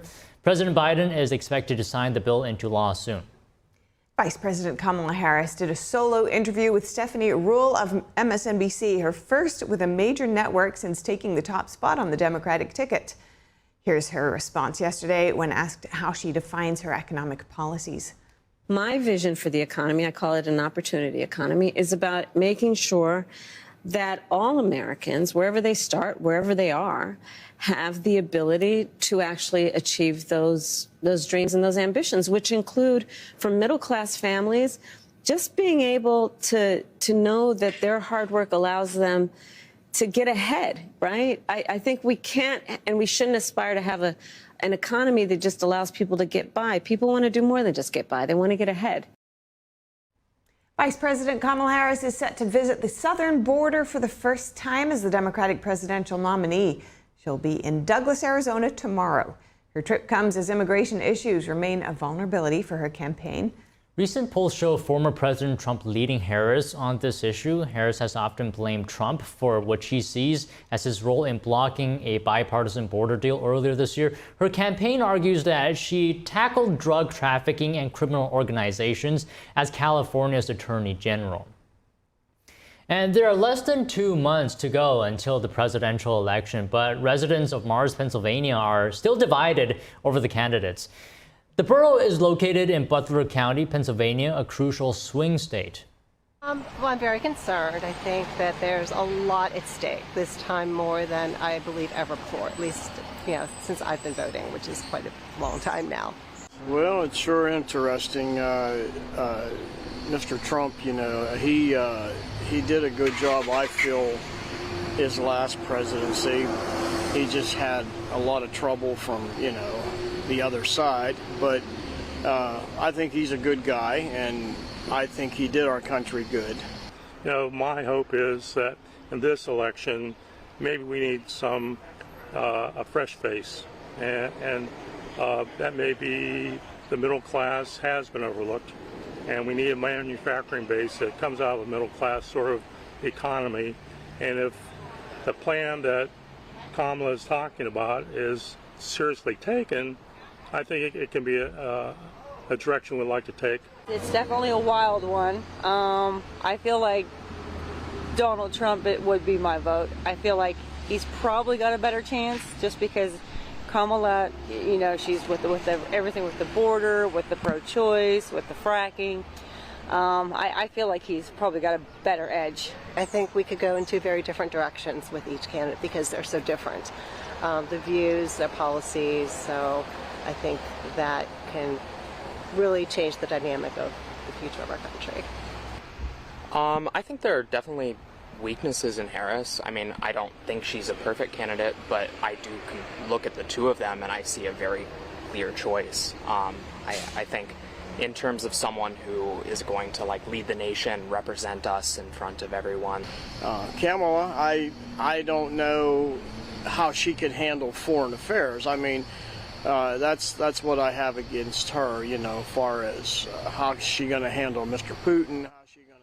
And 5 people were injured after an explosive device went off in a California courthouse. Authorities yesterday detained a 20-year-old man in connection with the incident. Santa Barbara Undersheriff Greg Bonner said the suspect was there for his arraignment in a gun possession case. Bonner said he threw a bag which then exploded. Officials said the incident did not appear to be an act of terrorism or political violence. The court complex was temporarily closed and roads around it were blocked. Officials are urging anyone with more information to call the FBI at 1-800-CALL-FBI. They said the 5 people hurt received minor injuries. OpenAI's chief technology officer says she's leaving the company after 6.5 years. Mira Murati says working with the OpenAI team has been an extraordinary privilege. She wrote on X, "There's never an ideal time to step away from a place one cherishes, but she says this moment feels right." Murati joins a list of executives who have recently left OpenAI. The shakeup in leadership comes as the ChatGPT maker considers restructuring. The company's plan for growth includes making it easier to raise funds from investors and generate revenue. Murati says she's leaving to create time and space for her own exploration. She plans to help with the leadership transition. As the investigation of the Titan submersible tragedy continues, a witness yesterday claimed that the sub had flaws. NTD's David Lamb reports. On Wednesday, engineer Don Kramer told the Coast Guard panel there were wrinkles, porosity, and voids in the carbon fiber used for the pressure hull of OceanGate's Titan submersible. Single-layer hull piece also revealed features that were consistent with rubbing damage on the adhesive surface. Voids were observed on the surface of the piece, like those observed on the trimmed end. As shown in the images above, some of these voids contained cream-colored debris that was readily removed with the tip of a fine blade and a synthetic bristle brush. He said the recovered pieces from the Titan showed substantial delamination of the layers of material, which were bonded to create the hull of the experimental submersible. This is the second week of public hearings in which the Coast Guard is investigating what caused a private vessel to implode underwater last year. OceanGate's CEO, Stockton Rush, and 4 others were confirmed dead after voyaging to see the wreckage of the Titanic on the ocean floor. On Tuesday, a close friend of Rush told the board he heard cracking noises on the submersible during a 2019 dive. He said that Rush was scared during that dive. Prior testimony claimed that OceanGate was financially stressed, that the Titan sub did not get proper certification, and that the tragedy could have been prevented. People on board the Titan each paid $250,000 to join the voyage as a mission specialist. There was also testimony that said the CEO and crew were passionate about exploration and were transparent about the risks. David Lamb, NTD News. And sadly, a New York man has died from a listeria infection tied to recalled deli meat from boar's head. That makes the 10th death in the outbreak since that's seen 59 people hospitalized in 19 states. The Centers for Disease Control and Prevention says it's likely much larger, though. That's because it can take up to 10 weeks for symptoms to begin. Also, many people recover without being tested for the bacteria. Boar's Head has taken steps to try and recover from the outbreak. The company discontinued all of its liverwurst products and also permanently closed the Virginia plant where the meat was contaminated. And next, it started as a joke, but now a suburban Philadelphia bakery's cookie pole has grown into much more. NTD's Daniel Monahan has more on the tradition, which started during the 2008 presidential campaign. Check it out. Lochel's Bakery in Hatboro is swamped with orders. People are driving hours to buy the cookies in person, and shipment orders are coming from as far away as Alaska. The bakery sells 4-inch round sugar cookies, one with blue and white sprinkles and a Harris 2024 label on it, the other with red and white sprinkles and a Trump 2024 label. The cookie poll has accurately predicted the winner the first 3 times, but not in 2020, when Republican Donald Trump lost the election for the White House to Democrat Joe Biden. Each shipping order, each cookie, they're all counted individually. So right now, Trump is leading. He also did win in 2020 the cookie poll here. Kathleen Loschel, whose husband is Lochel's 3rd-generation baker, said sales exploded that year as customers bought thousands of cookies. I'd like to express to everybody this is just like a fun non-stressful tally that we're taking. It's definitely not scientific. Trump, Trump, Trump. Helene Moran bought Trump cookies on her 82nd birthday with her daughter and son-in-law who live in North Carolina. So we came to buy our Trump cookies. Want to talk? Which we do whenever Trump is up for election, which he's my sweetheart. I love him so much. This year, election cookie sales are outpacing 2020's sales. Loschel says the cookies are being shipped all over the United States with about 3 to 4 weeks backorder. For now, the bakery guarantees shipments will arrive by Election Day on November 5th. We're also seeing people drive in from a couple hours away because they're going to get them faster than being shipped. So that's bringing a whole new energy to our stores. Loschel says any small business can potentially gain from the election if you do it the right way. Offer both candidates, make it a fun experience, not make fun of people, not pin a candidate against each other. Trump's numbers may have gotten a boost after he shared a story about the cookie poll on his social media platform. As of Tuesday, Trump was leading Harris 12,558 to 889, a far bigger lead than national pollsters have found. The election aside, Loschel says the cookie-buying public has been perfectly pleasant and positive. Whether they're buying red or blue cookies has had no influence on their happy-go-lucky demeanor. Daniel Monahan, NTD News. Up ahead, Israel has rejected proposals for a ceasefire with the Hezbollah terror group, even as the U.S. and other countries ramp up the pressure. The latest on escalating tensions between Israel and Lebanon. And the Chinese regime launched a missile carrying a dummy warhead into the Pacific Ocean yesterday. It was the first of its kind since 1980. It comes after President Biden highlighted China's aggressive behavior in the region. Coming up here on NTD News.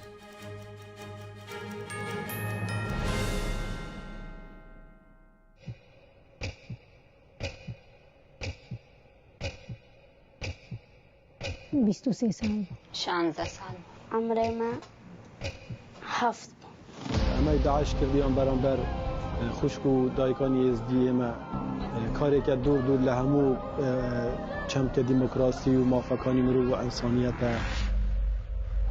او بارودوخی که است های به تایبت لعراق و سوریا بشه که دگرت و با حالانه که اداره اوباما کرد ریم بو او هفت روز بو و داعش از کرد تامبوم كرا قوتينيز قريا بما متشكر بحر في ذا نبو باوان رحمنا ودمنا سؤالان من خادران نزل باوان وستم بس نا ما قوبس ناش بيجوش باش. They would literally be auctioned in front of soldiers, and then the soldiers begin to bid. زارود وان همو جيبرم تي حملي زارود الدم واسي سيبان همو جيبرم وحشیگریه که توا عیاره ظلمی که یک جار زور گوره لما افرطانه کرده و تعدایی که زور زوریان میده کرده اما نه روزانه دست فروشیده اليوم التوزيع كل الرصيد.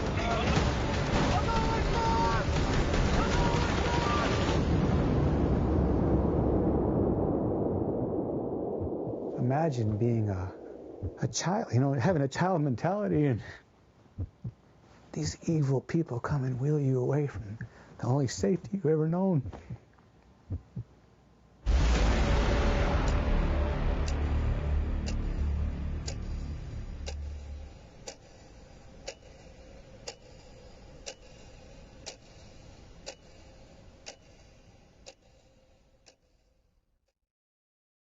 There is a road laid out for me. Boxes everywhere. And this is going to be Addie's room.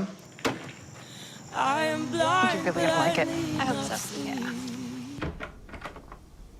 I know this road is there for me.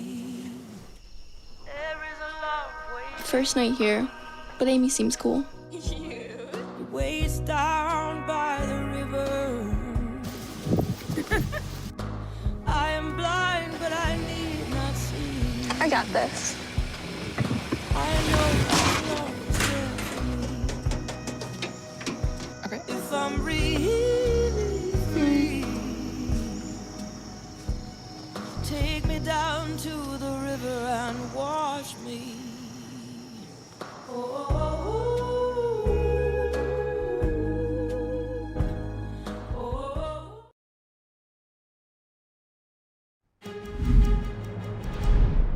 Federal prosecutors unsealed a 5-count indictment against New York City Mayor Eric Adams today. They say the fraud charges are connected to contributions to his 2021 campaign for mayor. Prosecutors say these include contributions from wealthy foreign business people and at least one Turkish government official. Adams said yesterday he would fight the charges. U.S. Attorney for the Southern District of New York, Damian Lewis, is now holding a news conference. Let's tune in.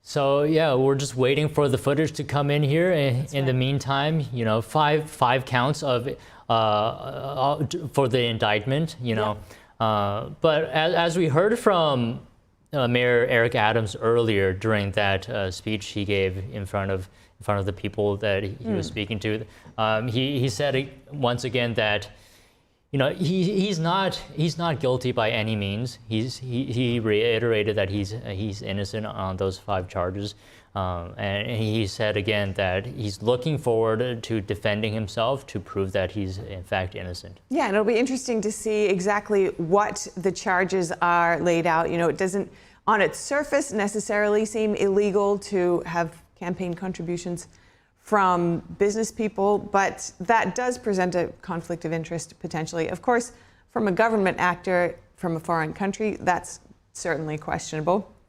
And potentially maybe the timing, maybe there's something to say about that, but that's not for certain right now. But later we're going to have our legal correspondent, Arlene Richards, potentially to come in here to tell us more, to give analysis on all this. Also, we'll get more details after we hear from what's going to be said in this presser that's coming up. And that's right. Just reading the indictment here, it does say that the mayor sought and accepted illegal campaign contributions in the form of nominee or straw contributions, meaning that the true contributors conveyed their money through nominal donors who falsely certified that they were contributing their own money. So therein lies at least one indication, if that is true, that the mayor may have been aware that the proper processes were not followed through on. We're all going to find out whether all of these do pan out and are confirmed, but this is what the indictment is saying, that basically calling it smuggling contributions to Adams through US-based straw donors, overseas contributors defeating federal laws that serve to prevent foreign influence on US elections, and wealthy individuals evading laws designed to limit their power over elected officials by restricting the amount that any one person can donate to a candidate. So it looks here like the issue may be how much they contributed rather than who they were. Right, and just adding to that, it seems like, according to this, that Eric Adams, the defendant, was actually aware that the law prohibited foreign and corporate contributions. So as early as 2018, Adams began raising money to fund his first mayoral campaign. That's what the according to the indictment. That's what the indictment says. And in September 2019, Adams submitted the required certification to opt into the matching funds program. And then it continues to say that in this indictment, during the 2021 election cycle, Adams and persons acting his direction regularly submitted and signed disclosure statements attesting to the veracity of the information being provided to the CFB. So Adam won his party's primary election in July 2021, and we know that, and was elected mayor in November 2021. And then while serving as mayor, Adams began, again, opted into the matching funds program and began fundraising for his 2025 re-election campaign, and continuing at least to the date of this indictment. That's what it says. Right. So according to this indictment, as you just pointed out, that matching funds program and using that would be considered stealing public funds, because I guess according to this indictment, those initial funds were not legitimately legitimately achieved. Right. And just continuing here, within a year of becoming a Brooklyn Borough President, Eric Adams began building relationships with foreign nationals who were seeking influence with him. And in the years that followed, Adams solicited and knowingly accepted illegal campaign contributions and improper personal benefits from those foreign nationals, according to the indictment. All right, and next up, we're just heading to a break. We're going to have a bakery poll, and suburban Philadelphia contributed the maximum amount allowed. And as we allege, Adams circumvented all of these laws, taking contributions from exactly the sources the law prohibits, all to benefit his mayoral campaigns. Now, Adams also personally benefited from the illegal conduct alleged in the indictment. Adams solicited and accepted over $100,000 in luxury travel benefits for years from wealthy Turkish business people and at least one Turkish government official seeking to gain influence over him.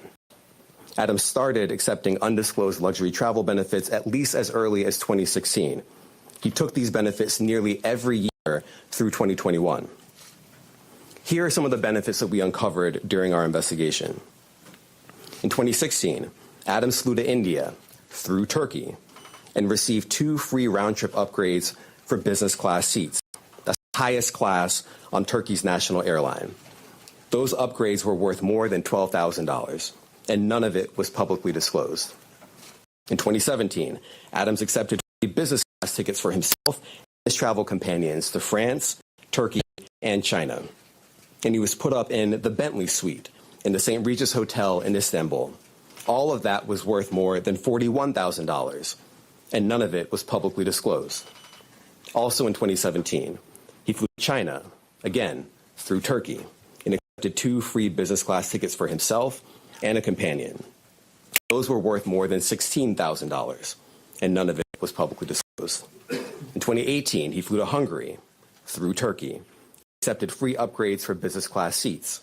Those were worth more than $12,000, and none of it was publicly disclosed. In 2019, he flew to Turkey and accepted a free upgrade to business class for his companion and a free stay in a lavish St. Regis Hotel in Istanbul. That was worth more than $9,000. And again, none of it was publicly disclosed. In 2021, Adams solicited business class tickets to Istanbul, stays at luxury hotels and resorts, yacht tours, and meals. He asked to pay a nominal fee for all of this in order to disguise what we were in fact bribes. He canceled that trip at the very last minute, but the benefits that he solicited were worth more than $21,000. And later in 2021, Adams flew to Ghana, again through Turkey, and accepted free business class ticket upgrades and other gifts while he was on a layover in Istanbul. Those benefits were worth more than $12,000. And just like all the other benefits I've just run through, none of it was publicly disclosed. Now, I want to be clear.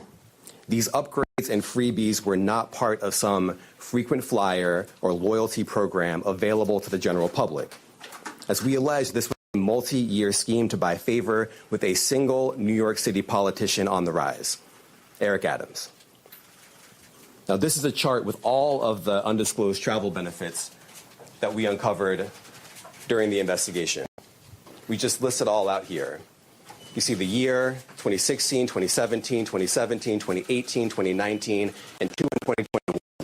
The destination, India all the way to Ghana. The benefits, the free upgrades or free tickets altogether, the hotel stays, and the value. And if you sum up all the dollar amounts here, you get to more than $100,000. And of course, as I said before, every single trip that we list here was undisclosed. Grades or free tickets altogether, the hotel stays, and the value. And if you just sum up all the dollar amounts here, you get to more than $100,000. And of course, as I said before, every single trip that we list here was undisclosed.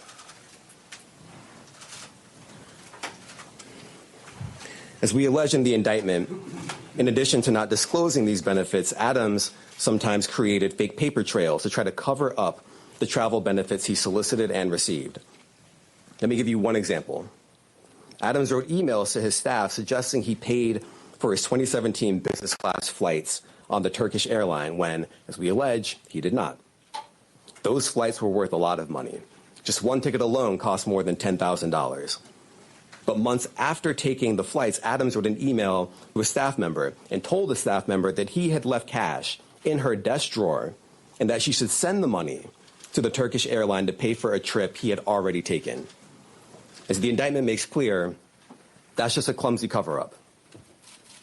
Now, just because Adams received benefits for free, that doesn't mean that there weren't strings attached. As we allege, a particular Turkish government official behind many of the benefits Adams sought and accepted gave Adams all these things to gain influence over him. We allege that Adams knew that and took the benefits anyway. We allege that when the Turkish government official needed him, Adams also took corrupt official action in exchange for some of the luxury travel benefits. In 2021, the Turkish government official was trying to open a brand new high-rise building in Manhattan that would house Turkey's consulate. There was significant time pressure because the Turkish official desperately needed the building to be open in time for a visit from Turkey's president. This building was important to the Turkish official, and it was important to Turkey. But the FDNY's fire safety professionals wouldn't let the building open because the building hadn't passed an inspection. And not just that. Some of the people at the FDNY thought the building had so many issues and defects that the building was not safe to occupy. So the Turkish official sent word to Adams that it was, quote, his turn, unquote, to support Turkey. And as we allege, Adams delivered and pressured the fire department to let the building open. The FDNY professionals were convinced that they would lose their jobs if they didn't back down. And so they did. They got out of the way and let the building open. The Turkish official got what he wanted. Adams held up his end of the bargain. He went right back to soliciting more travel benefits from the Turkish airline. Now, I want to make three things crystal clear. First, the conduct alleged in the indictment, the foreign money, the corporate money, the bribery, the years of concealment, is a grave breach of the public's trust. Public office is a privilege. We allege that Mayor Adams abused that privilege and broke the law. Laws that are designed to ensure that officials like him serve the people, not the highest bidder, not a foreign bidder, and certainly not a foreign power. These are bright red lines, and we allege that the mayor crossed them again and again for years. That is the only reason we are here today. Second, this investigation continues. We continue to dig, and we will hold more people accountable. And I encourage anyone with information to come forward and to do so before it is too late.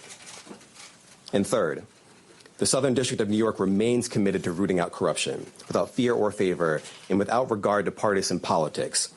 We are not focused on the right or the left. We are focused only on will fulfill it.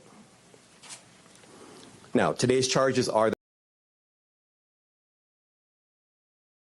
I and the New York City Department of Investigation, who have been with us every step of the way. And finally, I want to commend the outstanding career prosecutors from SDNY who are handling this case. Celia Cohen, Andrew Rohrbach, Hagen Scotton, and Derek Wickstrom, and the chiefs of the Public Corruption Unit, Laura Pomerantz and Robert Sobelman.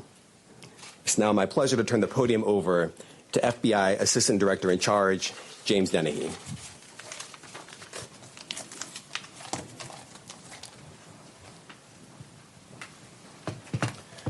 Good morning, and thank you for being here today. The indictment of a sitting mayor is not just another headline. It is a stinging reminder that no one is above the law or beyond reproach, and it serves as a sobering moment for all of us who place our trust in elected officials. Today's indictment sends a powerful message to every elected official in this country. Public service is a profound responsibility and should be a noble calling. When that's perverted by greed and dishonesty, it robs us of our trust. It's a pact between leaders and their communities, built on the pillars of trust, accountability, and transparency. When that pact is broken, the consequences ripple far beyond one office or one election cycle. We know not all leaders are corrupt. We know there are countless public servants who wake up every day with the intention of doing right by their constituents. But we cannot ignore the shadow cast by moments like this. When trust is eroded, it takes years, sometimes decades, to rebuild. The weight of today's actions falls not just on the indicted official, but on every other public official who must now work harder to earn the public's confidence in them. It's important to remember accountability isn't just about punishing those with alleged wrongdoings. It's about lifting the communities they've let down. It's about rebuilding, restoring, and reimagining what public servants can and should do. It's up to us to demand more from our leaders, to hold them to the highest standards, and to remind them that the power of public office should never be abused.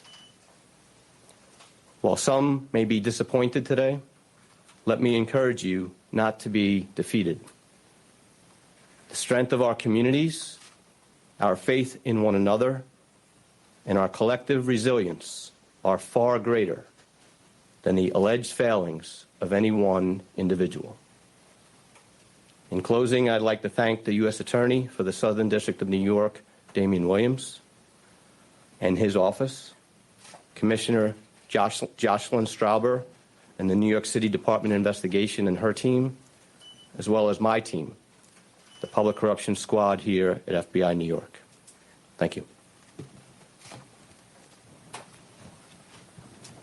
I'd like to welcome up Commissioner Jocelyn Strauber from the New York City Department of Investigation.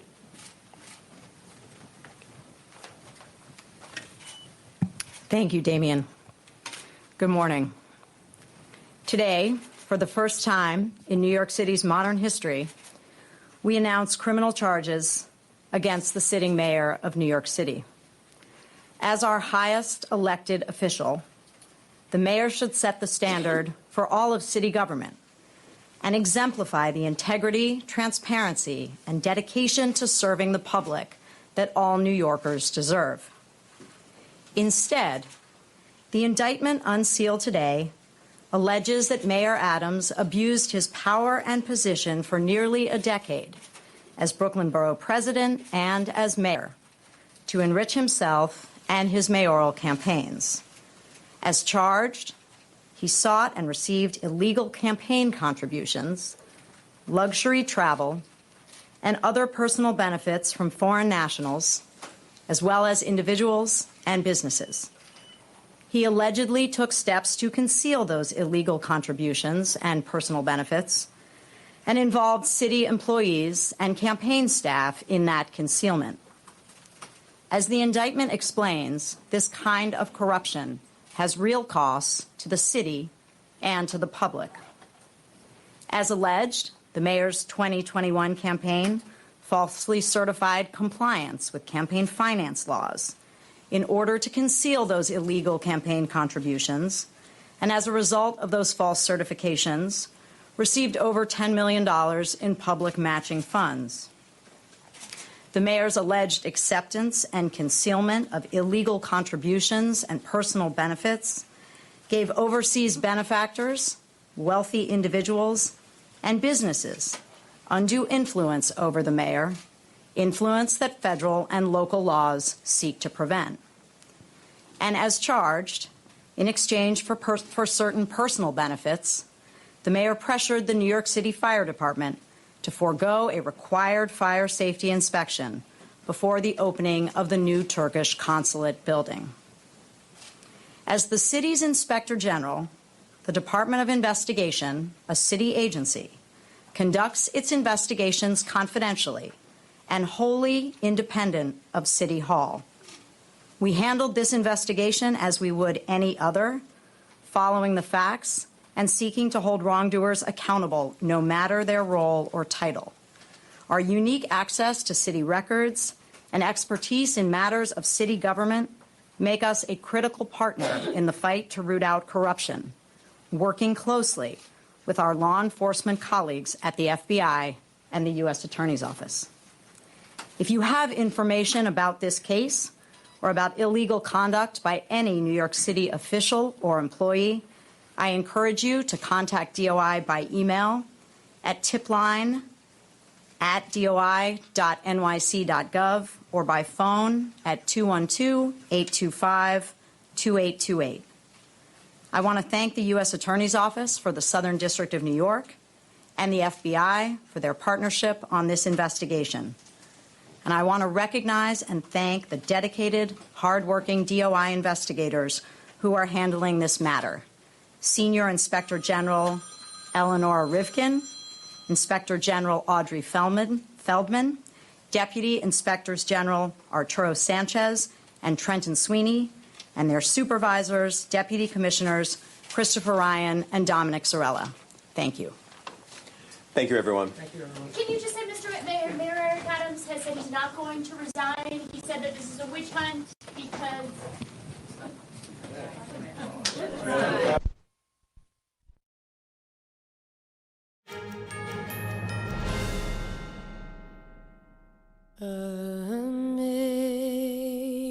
Amazing grace, how sweet the sound that saved a wretch like me.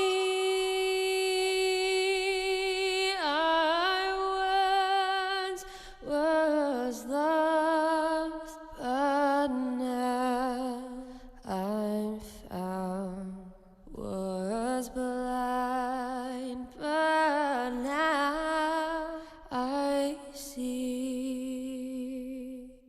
They're just young people, hungry, homeless, and vulnerable. Abused youth often feel safer on the street. Now, more than ever, that's the most dangerous place of all. Covenant House is helping young adults facing homelessness. We're providing safe shelter to thousands, but the need is overwhelming, and no young person is ever turned away. Please call or go online now with your gift of $19 a month to help a young person. You'll provide safe shelter, hot meals, and medical care. Your gift will show them they're loved. Homeless young people are afraid and alone with nowhere else to turn. You want to know that there's somewhere you can go that's safe. So the Covenant House did that for us. Please call now with your gift of $19 a month. We'll send you this blanket as a reminder of the comfort your gift provides a young person tonight. Please don't wait. Your gift is the lifeline a young person needs now. Call the number on your screen or go online to safeplacetosleep.org. Thank you for saving precious lives.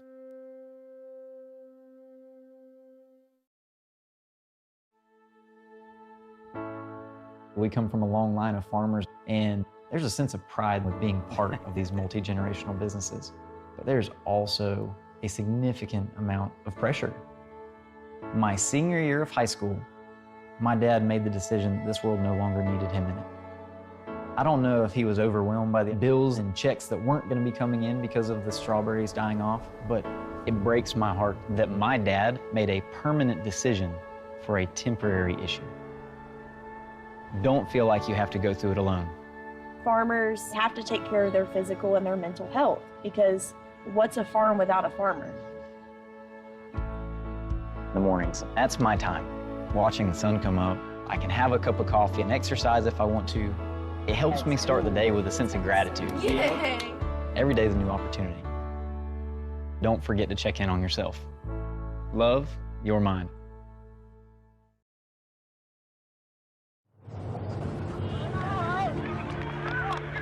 There are real consequences to controlled media.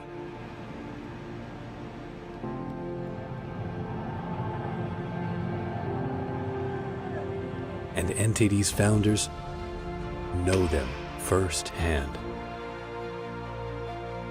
Our freedom of thought is the price. This is the lesson that guides us in everything we do. So there's the tear gas there. We know the value of a free society. And we take seriously the responsibility to preserve it.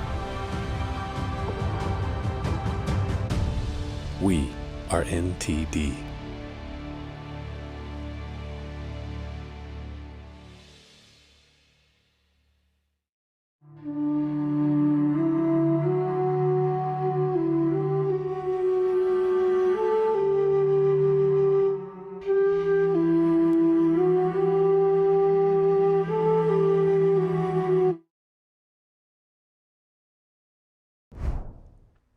And welcome back. We're now joined by our legal correspondent, Arlene Richards. So Arlene, U.S. Attorney for the Southern District of New York, Damian Lewis, just held a press conference talking about the indictment against New York City Mayor Eric Adams earlier today.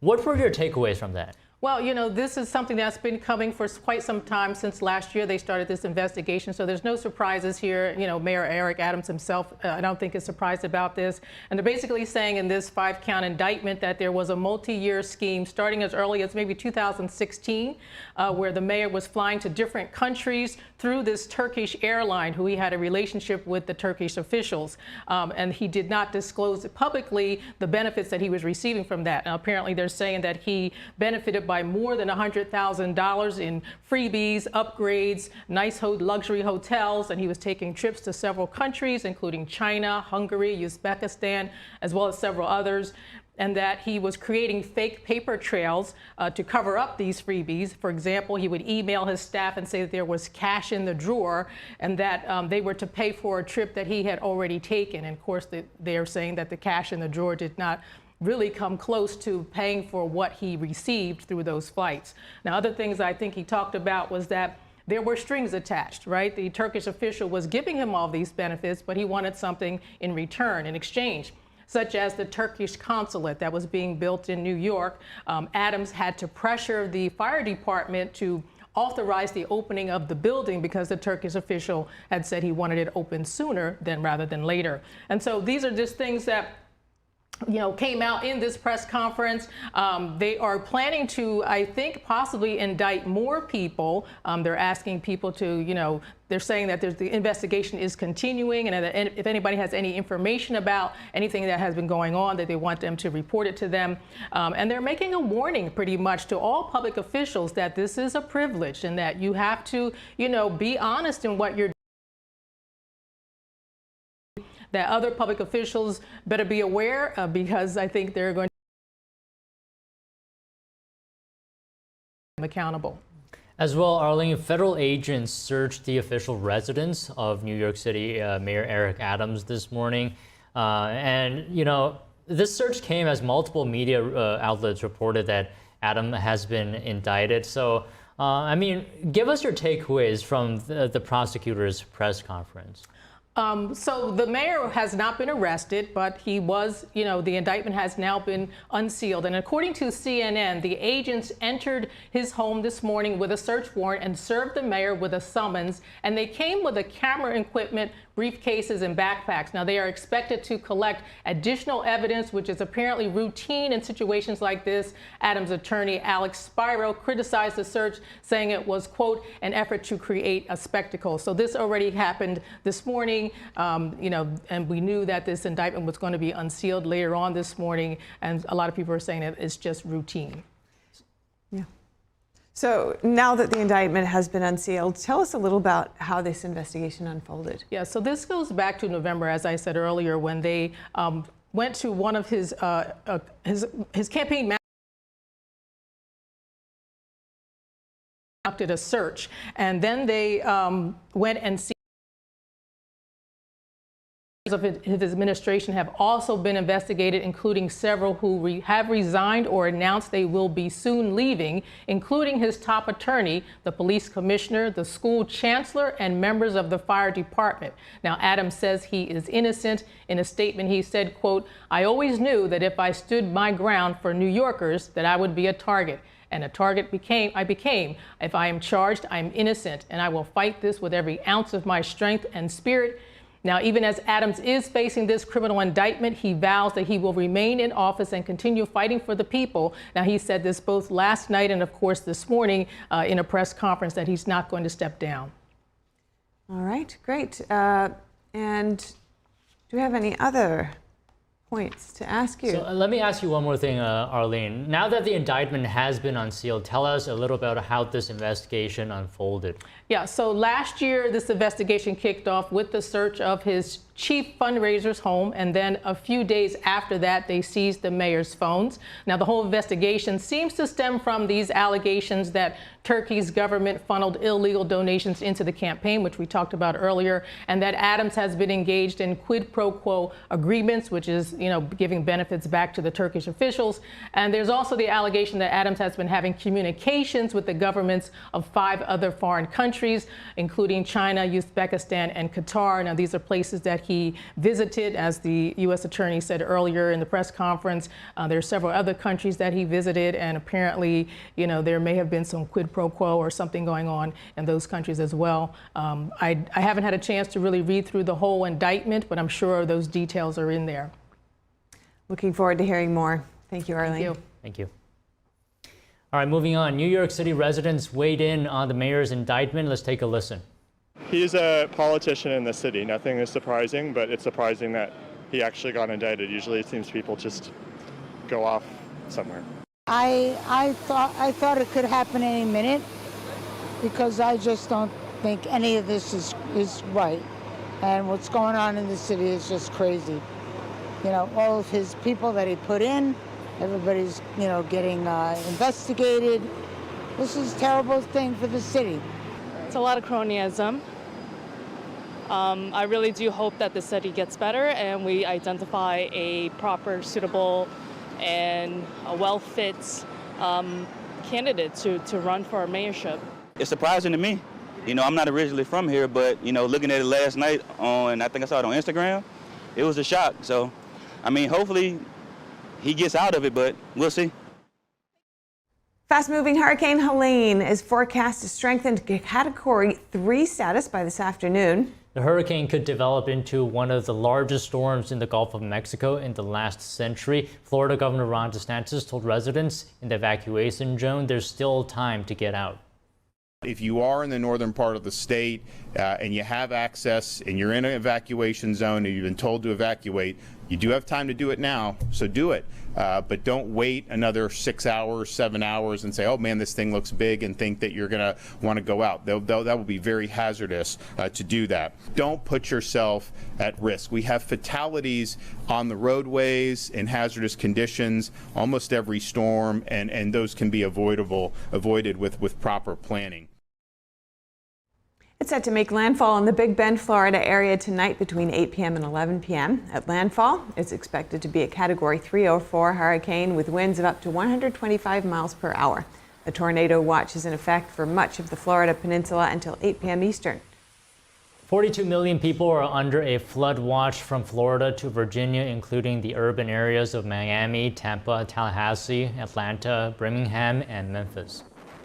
Next, former President Trump warning Iran of severe consequences if it harms a presidential candidate. It comes as the U.S. government is intensely tracking threats targeting U.S. officials. NTD's Iris Tao has more from Trump's remarks yesterday in Mint Hill, North Carolina. In an economic speech here in the suburb of Charlotte, North Carolina, former President Trump responded to threats posed by Iran by saying that if he were the president, he would tell Iran and other countries that if they harm a leading U.S. presidential candidate, we are going to blow your largest cities and the country itself to smithereens. We're going to blow it to smithereens. You can't do that. And there would be no more threats. It comes as Secretary of State Antony Blinken said on Wednesday that the U.S. government is intensely tracking an ongoing threat by Iran against current and former U.S. officials. So it's something we take very, very seriously. The Trump campaign said on Tuesday that Trump has been briefed by the Office of the Director of National Intelligence about Iran's continued assassination threats against him. The campaign says all agencies are working to ensure Trump is protected and the election is free from interference. And Trump on Wednesday responded on Truth Social saying big threats on my life by Iran. The entire U.S. military is watching and waiting. During a speech, he said he's not backing down. Around the world, our enemies are desperate to prevent Donald Trump from returning to the White House because they know I will make America great again. They don't want that. No threat will shake me. No enemy will intimidate. And Trump also used that to emphasize the need for what he called strong leadership in the U.S. to deter such threats. He also praised Democrats for working with Republicans to approve a bill in Congress that would ensure that he and Vice President Kamala Harris receive the same level of Secret Service protection as a sitting president. And later this week, Trump will also campaign in Michigan and Wisconsin. Reporting from Mint Hill, North Carolina, Iris Tao, NTD News. Trump says he'll return to the exact location of his first assassination attempt in Butler, Pennsylvania next month. Trump's campaign says he'll honor the memory of the man shot and killed in July, Corey Comparatore. The campaign says Trump will also recognize the two men who were wounded. Trump plans to thank law enforcement, first responders, and the Butler community for its support. The rally will be on Saturday, October 5th. Next, the House Judiciary Committee is probing the Department of Justice over its release of Ryan Ruth's Manifesto. He's a suspect in the recent Trump assassination attempt. Committee Chairman Jim Jordan warns the move could inspire copycat attacks. He sent a letter to Attorney General Merrick Garland yesterday. Jordan says the release violates DOJ policy aimed at preventing such disclosures. He's demanding documents related to the case by October 9th. The manifesto allegedly outlines the suspect's plan to kill Trump and also offers a $150,000 bounty if the attempt failed. Former President Trump's lawyers will argue today for dismissing a massive judgment against him. A New York appeals court will consider their case involving a penalty of more than $450 million. The judgment stems from business practices and his real estate dealings. In February, Justice Arthur Engoron ruled that Trump inflated his net worth. He accused Trump of doing this to secure better loan terms from banks. The ruling threatens Trump's extensive business empire, which includes hotels and golf courses. As interest accrues, Trump now owes nearly $478 million. He claims these legal actions are politically motivated.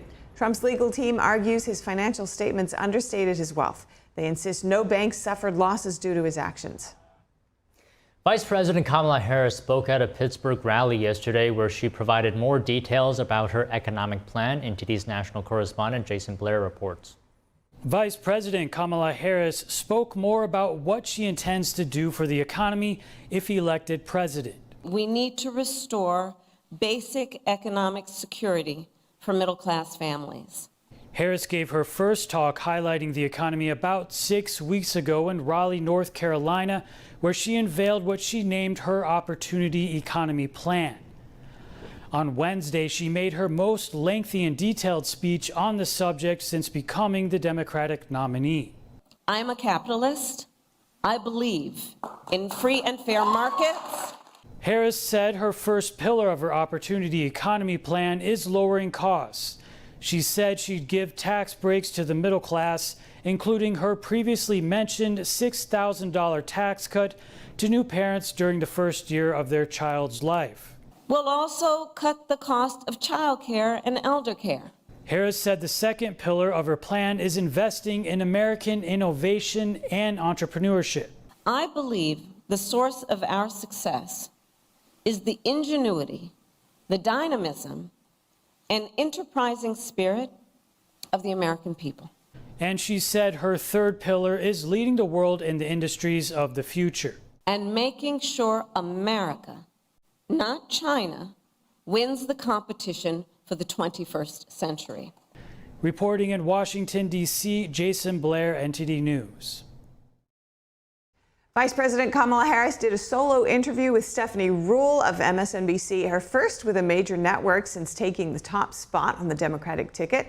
Here's her response yesterday when asked how she defines her economic policies.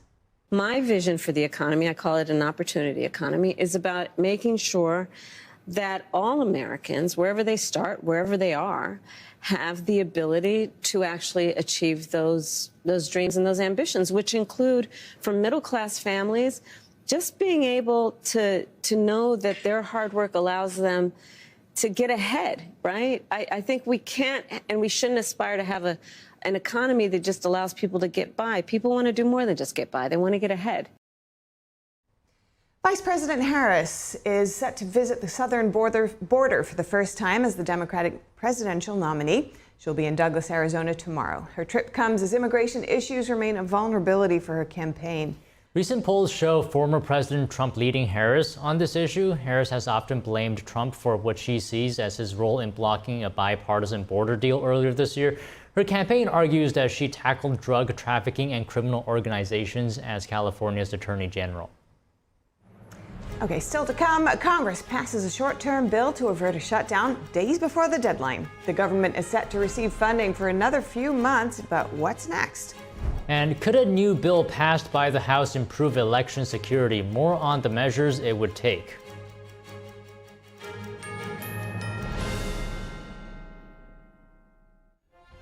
They fill in for the president when they're called upon. We need a leader who fights for the people who built this country. A debate between candidates for second in command. Let's chart that new way forward. Let's do it because we believe in the promise of America. Watch our live pre- and post-debate coverage of the vice presidential debate with Steve Lance and Tiffany Meyer on The Nation Decides. Tuesday, October 1st at 8 p.m. Eastern on NTD News.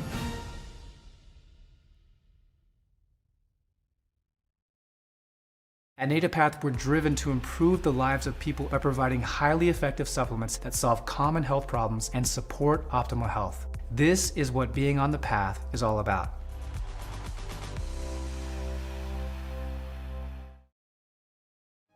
Will radical lies determine your child's future, or will timeless truths?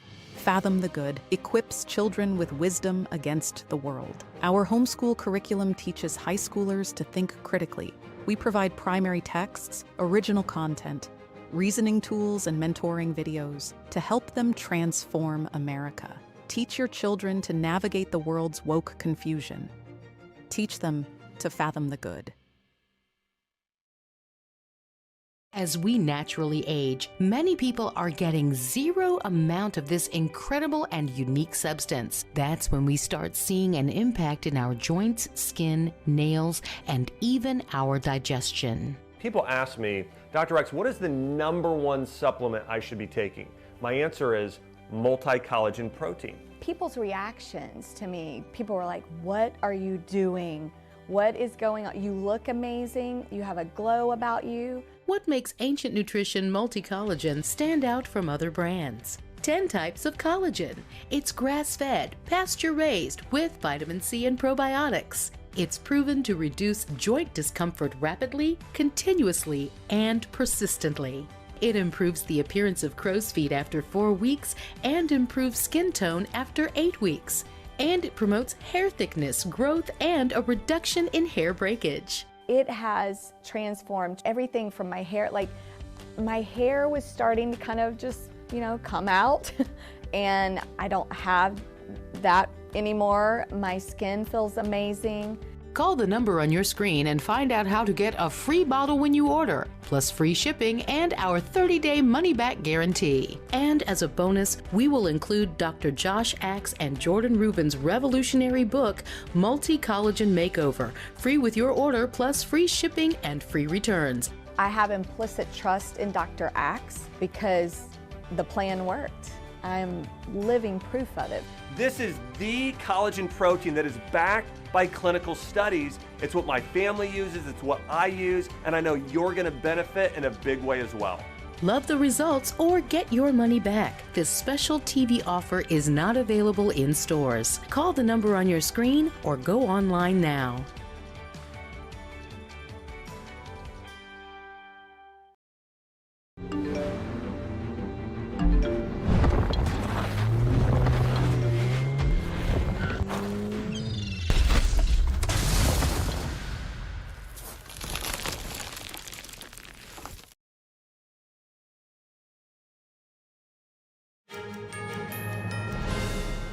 Welcome back. A bill to temporarily fund the government and avert a shutdown is heading to President Biden's desk. Congress managed to pass the bill days before the end of the month deadline. But how did we get here, and what could happen next? Here's more. A 3-month stopgap passed in the Senate hours after it made it through the House of Representatives. Today, the House did the necessary thing. We took the initiative and passed a clean, narrow 3-month CR to prevent the Senate from jamming us with another bloated bill. It now heads to President Biden for his signature.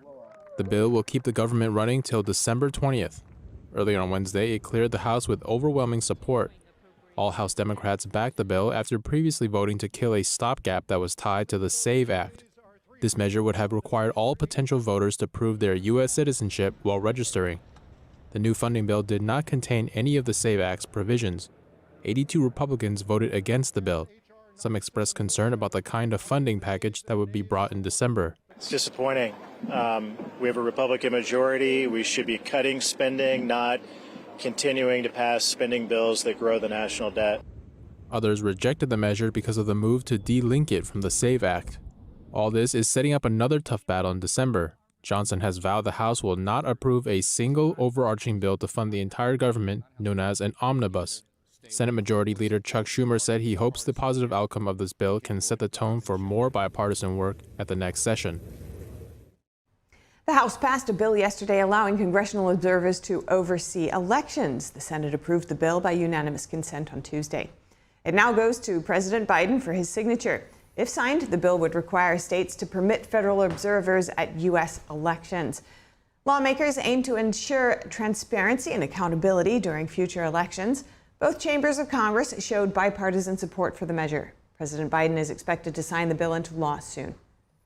There are less than 2 months until the presidential election, but residents of Mars, Pennsylvania are still divided over candidates. The borough is located in Butler County, Pennsylvania, which is a crucial swing state. Listen. Well, I'm very concerned. I think that there's a lot at stake this time, more than I believe ever before, at least, since I've been voting, which is quite a long time now. Well, it's sure interesting. Mr. Trump, he did a good job, I feel, his last presidency. He just had a lot of trouble from, the other side. But I think he's a good guy, and I think he did our country good.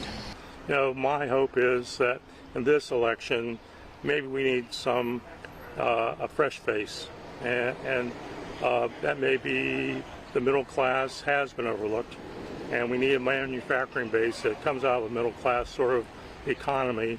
And if the plan that Kamala is talking about is seriously taken, I think it can be a direction we'd like to take. It's definitely a wild one. I feel like Donald Trump would be my vote. I feel like he's probably got a better chance just because Kamala, she's with everything with the border, with the pro-choice, with the fracking.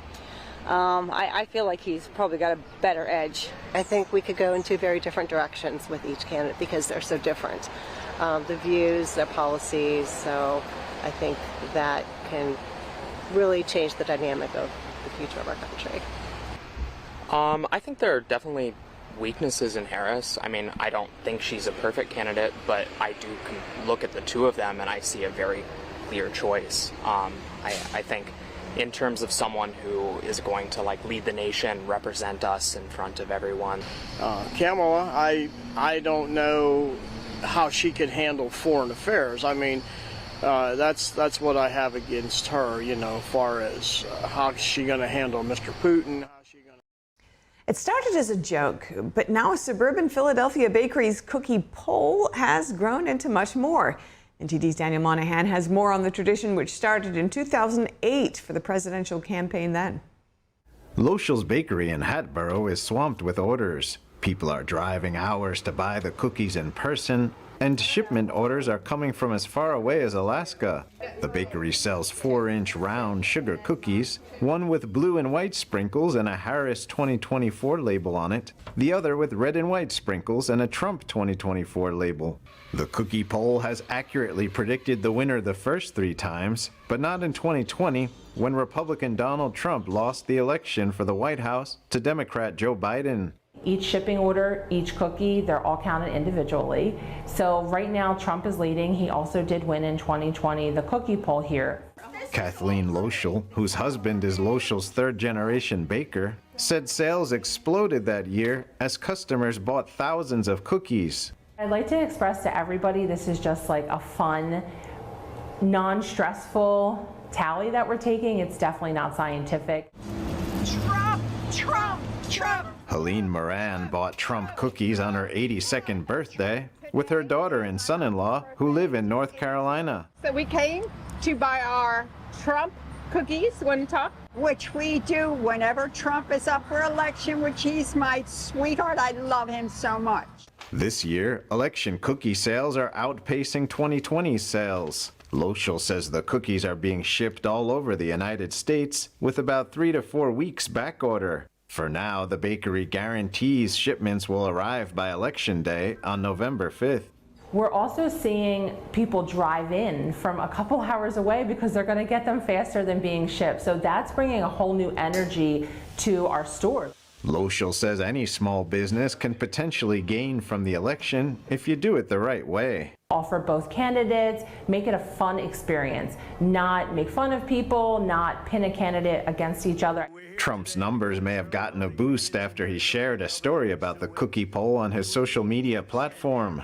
As of Tuesday, Trump was leading Harris 12,558 to 889, a far bigger lead than national pollsters have found. The election aside, Loschel says the cookie-buying public has been perfectly pleasant and positive. Whether they're buying red or blue cookies has had no influence on their happy-go-lucky demeanor. Daniel Monahan, NTD News. 5 people were injured after an explosive device went off in a California courthouse. Authorities yesterday detained a 20-year-old man in connection with the incident. Santa Barbara Under Sheriff Craig Bonner said the suspect was there for his arraignment in a gun possession case. Bonner said he threw a bag, which then exploded. Officials said the incident did not appear to be an act of terrorism or political violence. The court complex was temporarily closed and roads around it were blocked. Officials are urging anyone with more information to call the FBI at 1-800-CALL-FBI. They said the 5 people hurt received minor injuries. Next, OpenAI's chief technology officer says she's leaving the company after 6.5 years. Mira Murati says working with the OpenAI team has been an extraordinary privilege. She wrote on X, "There's never an ideal time to step away from a place one cherishes." But she says this moment feels right. Murati joins a list of executives who have recently left OpenAI. The shakeup in leadership comes as the ChatGPT maker considers a restructuring plan. The company's plan for growth includes making it easier to raise funds from investors and generate revenue. Murati says she's leaving to create time and space for her own exploration. She plans to help with the leadership transition. And a New York man has died from a listeria infection tied to recalled deli meat from Boar's Head. That makes the 10th death in the outbreak that has seen 59 people hospitalized in 19 states. The Centers for Disease Control and Prevention says it's likely much larger. That's because it can take up to 10 weeks for symptoms to begin. Also, many people recover without being tested for the bacteria. Boar's Head has taken steps to try and recover from the outbreak. The company discontinued all of its liverwurst products. It also permanently closed the Virginia plant where the meat was contaminated. Now, it's being called a world first. There are plans to expand a 21-acre hotel and campground in Texas using industrial-sized 3D printers. But as layers after layers of material is printed, some are raising concerns over the challenges of the technology presents. Take a look. 3D printing technology and the hospitality industry are converging in the West Texas desert. It's fair to say we will be the first 3D printed hotel in the world. Here on the grounds of El Cosmico, a 21-acre hotel and campground, an industrial-sized 3D printer is extruding layer after layer of concrete mixture to form the walls of 2 new model units. The plan is to extend the site by 40 extra acres to include 43 hotel units and 18 residential homes, 3D printed by Icon, an Austin, Texas-based 3D printing company. El Cosmico owner and hotelier Liz Lambert is inspired by the process. I've never been able to build with such little constraint and such fluidity, and just the curves and the domes and the parabolas. It's a crazy way to build. Yeah, 3D printing gives you a lot more room to experiment and to or even if you're sort of like quite confident, to do more organic forms and shapes. And sort of as you walk in right away, you see this is going to be a 3-bedroom unit. The 3D printed buildings will feature domes, arches, and curved walls, architectural features that would normally be too expensive to replicate on a large scale using traditional construction, according to Lambert. The single-story units are printed by Icon's Vulcan, a 46.5 feet wide 3D printer, standing almost 16 feet tall and weighing nearly 5 tons. A print technician monitors Vulcan as its robotic arm and nozzle glide through the worksite, applying a special cement-based proprietary mixture called Lavacrete. You know, the base mixture, you know, it's a little bit secret, so I won't give you all the formula, so to speak, but it's we've restricted ourselves to a list of like sort of globally and ubiquitously available materials so that we can do this all over the world and do it affordably all over the world. A typical 3-person crew for these projects include a print technician keeping track of the printer and its preset path through software on a tablet. That's a stark contrast to typical construction crews. And while many are energized by the new process, Milad Bazli, a science and technology lecturer at Charles Darwin University in Australia, says the automation of 3D printed construction could displace skilled laborers like masons. From the social point of view and the effect in the economy in terms of the local jobs, especially in remote areas, that will be one of the challenges that we need to consider when we're going to the 3D printing method. And I really see that the future will be definitely an more automated way, even if it's not fully 3D printed. Still, Lambert is excited to be a trailblazer. People will start to become familiar with 3D printing, but a hotel, I think, is always a great way to be exposed to something you might not be exposed to at home. Still to come, President Biden just announced over $8 billion in military assistance for Ukraine. He and Vice President Harris are scheduled to meet President Zelensky today. Israel says no dice to proposals for a ceasefire with the Hezbollah terror group, even as the U.S. and other countries ramp up the pressure. The latest on escalating tensions between Israel and Lebanon. They fill in for the president when they're called upon. We need a leader who fights for the people who built this country.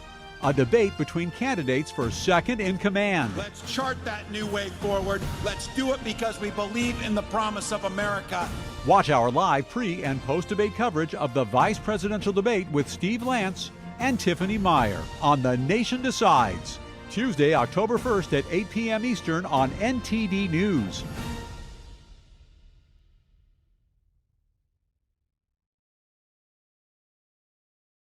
When I started MyPillow, it was just a problem solution, one product company. Well, since then, with the help of my dedicated employees, we now have hundreds of products, some you might not even know about. To get the word out, we're having a $25 extravaganza. 2-pack multi-use MyPillows, $25. MyPillow sandals, $25. And for the first time ever, our 6-pack towel sets, you guessed it, just $25. Our brand new 4-pack dish towels, $25. And I've never done this before. Premium MyPillows with all new Giza fabric, any size, any loft level, even king size for only $25. And there's so much more. So go to MyPillow.com or call the number on your screen. Use your promo code for our $25 extravaganza. Order $75 and over, your entire order ships absolutely free. Funny expression. There's a little scar right below his neck. The artist, on a trip to somewhere in South America, he met this kid who told him a story about himself.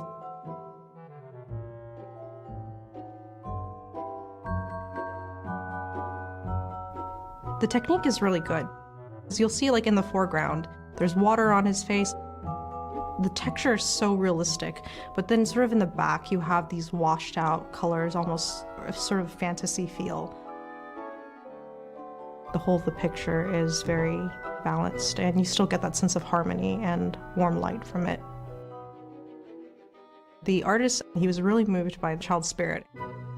The child's from the slums, and so he looks around and he sees people who either get into drugs or they get into gangs, and he doesn't want that for himself. So he was telling this artist about how he's gonna make a better life for himself. The immense spirit and determination that the kid had really stuck with the guy, so that's why he painted such a large portrait of the child. Many of us have been child fighters, but this little kid learned to defend himself in his own way. It's a great sacrifice that way. And so this is another form of strength, another form of endurance. We are capable of much more than we think. These children amaze us.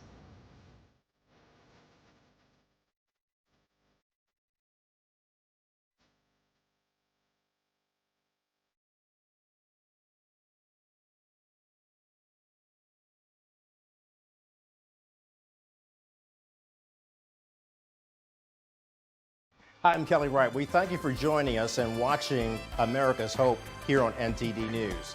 Bottom line is, I know you're sick and tired of being sick and tired, but let's give you some good news in the midst of the bad news. Watch us nightly, right here on NTD News, for a full dose of America's Hope.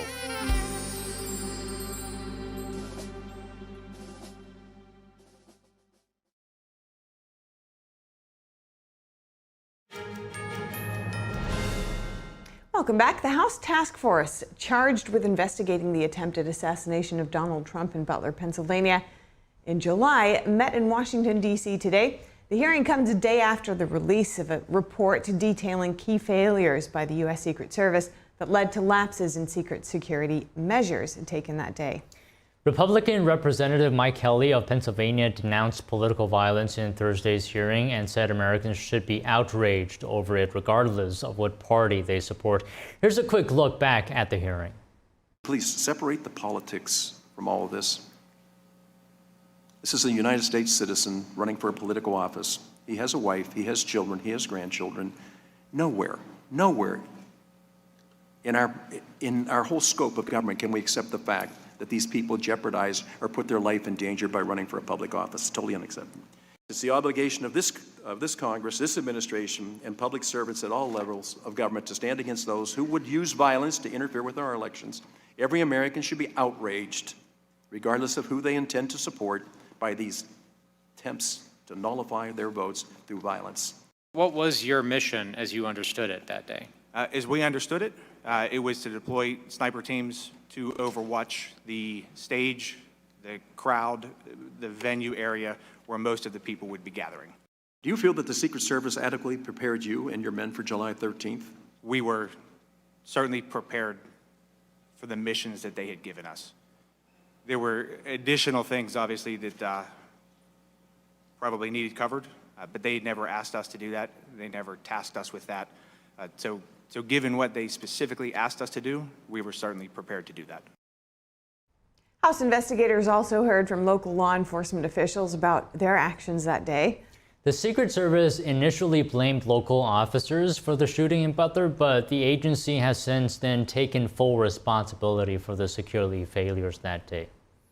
Next, Israel rejected proposals today for a ceasefire with the Hezbollah terror group. The move was in defiance of calls from allies, including the United States, for a halt in fighting. Israeli warplanes bombarded Lebanon today, including a strike on suburbs of Beirut that shook the capital. The Israeli army also staged an exercise simulating a ground invasion on its own side of the border. The relentless pressure on Iran-backed Hezbollah in Lebanon has raised concerns of a wider war spreading across the region. NTD's Jeremy Sandberg has updates on the conflict and calls for restraint. Diplomats and dignitaries at the UN General Assembly are calling for a 21-day ceasefire across the Israel-Lebanon border. A ballistic missile fired by the terrorist group Hezbollah was intercepted yesterday near Tel Aviv. The military says it's the first from the Lebanon-based terror group to reach that close to the city. It called the missile heavy and long range. Lebanon's health ministry says more than 600 people have been killed and thousands wounded in airstrikes since Monday. Israel's chief of the general staff told troops to be ready to go in and decisively destroy the enemy. The Iran-backed Hezbollah and Israel have been trading waves of strikes since the start of the Israel-Hamas war. President Biden said Wednesday an all-out war is possible. 21-day ceasefire along the Israeli-Lebanese border. We're able to generate significant support from Europe as well as the Arab nations. It's important this war not widen. A joint statement negotiated on the sidelines of the UN General Assembly says the recent fighting is intolerable and an unacceptable risk of a broader escalation. The U.S. and 10 allies are calling on all UN member states to endorse the temporary ceasefire immediately. Jeremy Sandberg, NTD News. President Biden announced more than $8 billion in military assistance for Ukraine today. The aid includes the first shipment of a precision-guided glide bomb with a range of up to 81 miles. The medium-range missile will give Ukraine a major upgrade to the weapons. $5.5 billion of the new aid will be allocated before the fiscal year ends on Monday. The rest is under the Ukraine Security Assistance Initiative. It allows Ukraine to buy weapons from companies instead of U.S. stocks. President Biden said supporting Ukraine has been a top U.S. priority. He also said he will hold a meeting of the Ukraine Defense Contact Group in Germany next month. Zelensky will be holding separate meetings with President Biden and Vice President Kamala Harris this afternoon. House Speaker Mike Johnson is calling on Ukrainian President Volodymyr Zelensky to remove Ukraine's ambassador to the U.S. This comes after Zelensky toured an ammunitions factory in Scranton, Pennsylvania. In a letter yesterday, Johnson criticized the tour organized by the ambassador as a partisan political stunt. He said the tour was conducted in a politically contested state, led by people from the Harris campaign, and purposely included no Republicans. According to Johnson, this constitutes clear election interference. An unnamed Army official told media, according to the Associated Press, that Republicans were not intentionally snubbed and that interested members of Congress from the area attended. Chair of the House Oversight Committee, James Comer, said he would open an investigation into Zelensky's trip. He said the committee would probe whether the Biden administration used taxpayer-funded resources and treated it as a campaign event. Democrats on the committee dismissed the accusations, calling the investigation an effort to undermine Ukraine. At the UN General Assembly in New York this week, world leaders gathered together to speak on global issues. At the same time, hundreds of Falun Gong practitioners staged a peaceful petition outside the UN headquarters. They were calling for the end to Communist China's 25-year-long persecution against the faith group. Many of us here are refugees from China who have fled to the United States to escape the persecution. While many DAFA practitioners are still being severely persecuted in China and are even being subjected to organ harvesting. I hope that the United Nations will pay special attention to the persecution of Falun Gong. They are the main group of victims who have been subjected to live organ harvesting. Falun Gong practitioners have been calling on the international community to help rescue those who are still being persecuted in China today. They can be seen on the sidelines of the UN General Assembly every year and say that as long as the persecution continues, they will be there. Coming up in today's Business Matters, first-time jobless claims fell last week, and OpenAI's chief technology officer says she's leaving the company.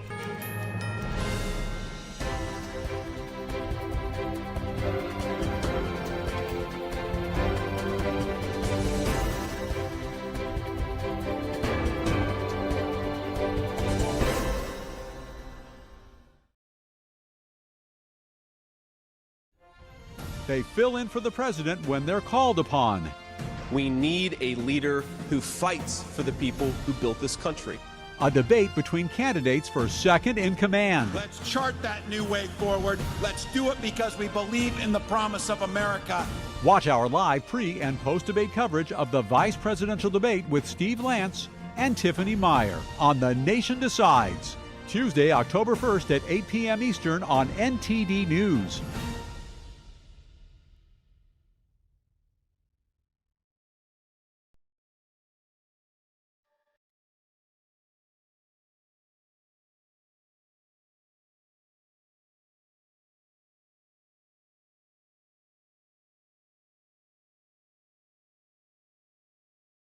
One in 5 children worldwide are faced with the reality of living without food. No family dinners, no special treats, not enough energy to play. All around the world, hunger is affecting children's physical and mental health. Toddlers are suffering from acute malnutrition, which stunts their growth. Kids are forced to drop out of school so they can help support their families. Conflict, inflation, and climate have ignited the worst famine in our lifetime. And we are fed up. Fed up that hunger devours dreams. Fed up that hunger destroys joy. Fed up with the fact that hunger eats childhood. Help us feed the futures of children all over the world by visiting givetosave.org. For as little as $10 a month, you can join Save the Children as we support children and families in desperate need of our help.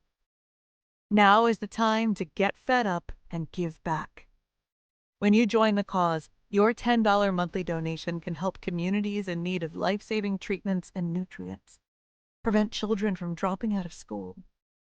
Support our work with communities and governments to help children go from short-term surviving to long-term thriving. And now, thanks to special government grants, every dollar you give can multiply up to 10 times the impact. That means more food, water, medicine, and help for kids around the world. You'll also receive a free tote bag to share your support for children in need. Having your childhood eaten away by hunger is unimaginable. Get fed up. Call us now or visit givetosave.org today.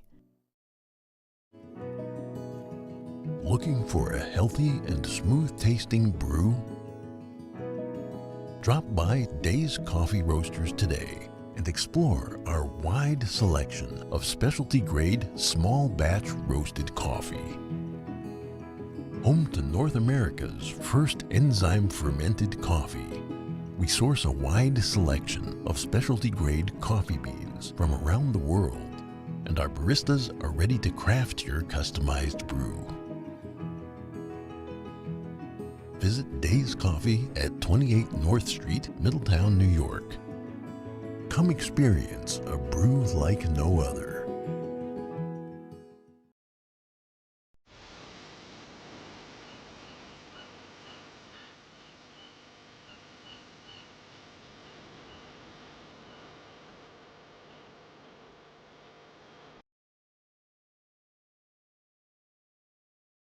For the day's top headlines and the news you need to know, tune in right here to NTD Evening News.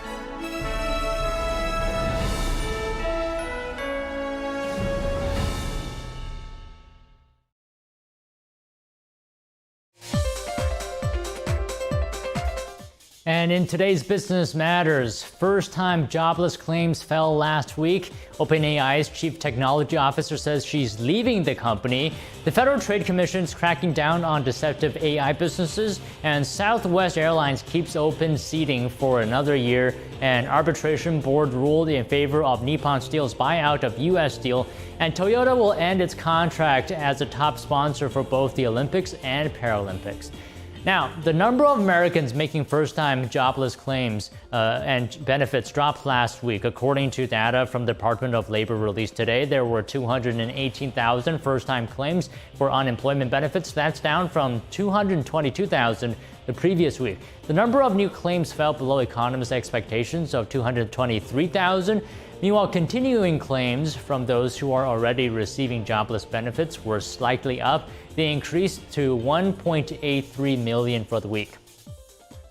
Now, OpenAI's chief technology officer says she is leaving the company after 6.5 years.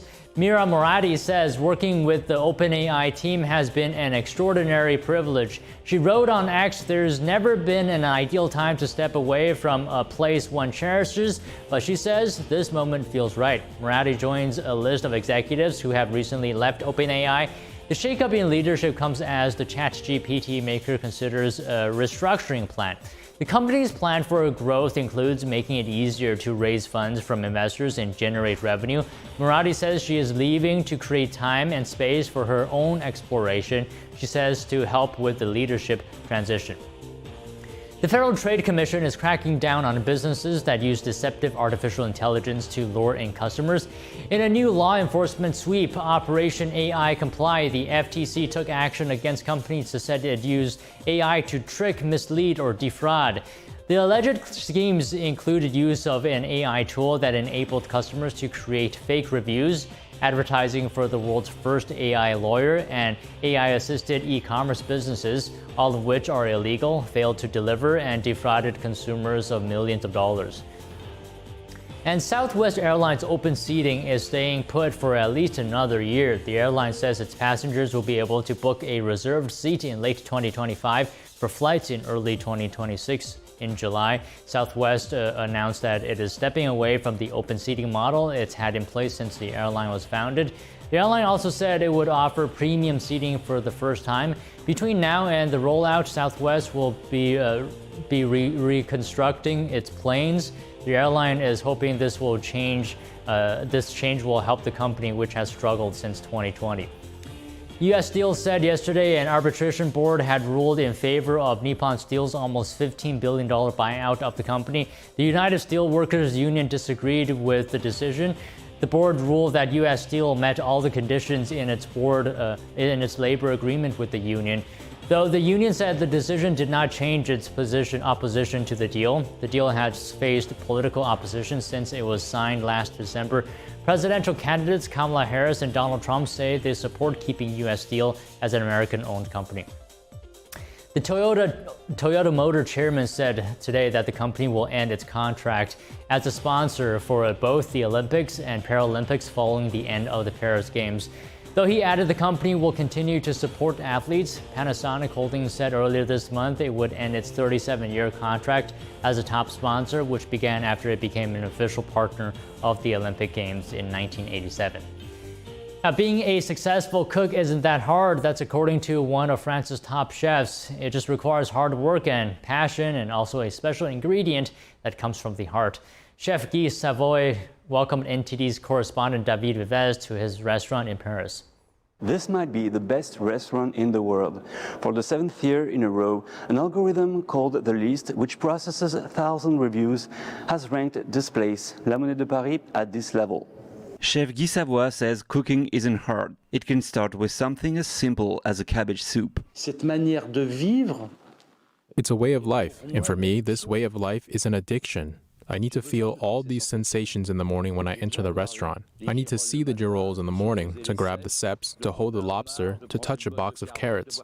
During the 50 years he's been cooking, Savoy developed a personal motto. Cooking is about transforming products with a long history into instant pleasure. He says his connection with nature keeps his feet on the ground and allows him to dream about what he can create next. This dish is called tomato bursting with color. And here we have a concassé of oysters seasoned with a little olive oil and chives, and I'm adding a granita of seaweed and lemon. In the eyes of the chef, the restaurant is a world where perfection has to be everywhere. For example, each tablecloth has to be ironed multiple times, and each glass must be cleaned up to 5 or 6 times, then placed in a bath of vapor to be cleaned again. Savoy never uses the word customers, but rather guests. Every detail must enhance the guest's experience. He says the recipe for his success comes from hard work, being in the restaurant early in the morning and leaving late at night. If you don't master the technique in what we do, the penalty is immediate. You get dirty, you burn yourself, you cut yourself. So technique is acquired in the first years of learning. Then comes a moment when there aren't questions anymore. Only a kind of immersion in your passion. You're dealing and working with your own sensations, feelings. While gastronomy has long been a French word, Savoy says it has become a global experience, encompassing different types of cuisine from around the world. It requires a special ingredient that comes from the heart. Every producer, craftsman has his or her own spirit, that extra bit of soul. Every cheesemaker, every charcutier, every baker, every pastry chef, every cook. This is when technique isn't the focus. Without this extra bit of soul in cooking, there's no gastronomy. David Vives, NTD News, Paris. Now we turn our gaze skyward. People across the northern part of the country caught a glimpse of the aurora borealis last night. Also known as the Northern Lights, the aurora has been visible pretty far south this year. Meteorologists say it was likely seen last night all the way from Washington state to Maine. It's been a good year for seeing the northern lights. That's because the sun is nearing its peak in its electromagnetic activity in its 11-year solar cycle. This means more of the sun's electromagnetic radiation will interact with our atmosphere to create auroras at lower latitudes. All right, for round-the-clock original news coverage, watch us live at ntd.com/live or download our NTD app. And if you have any feedback, please email us and be sure to stick around for NTD Newsroom at 2 p.m. Eastern Time. We'll cover more stories from the U.S. and around the world.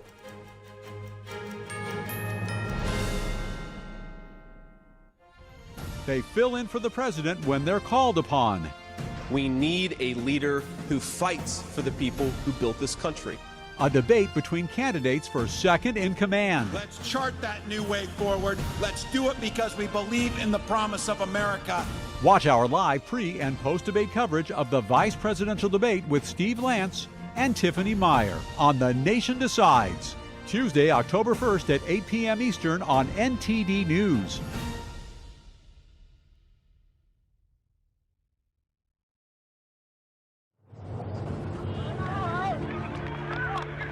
There are real consequences to controlled media.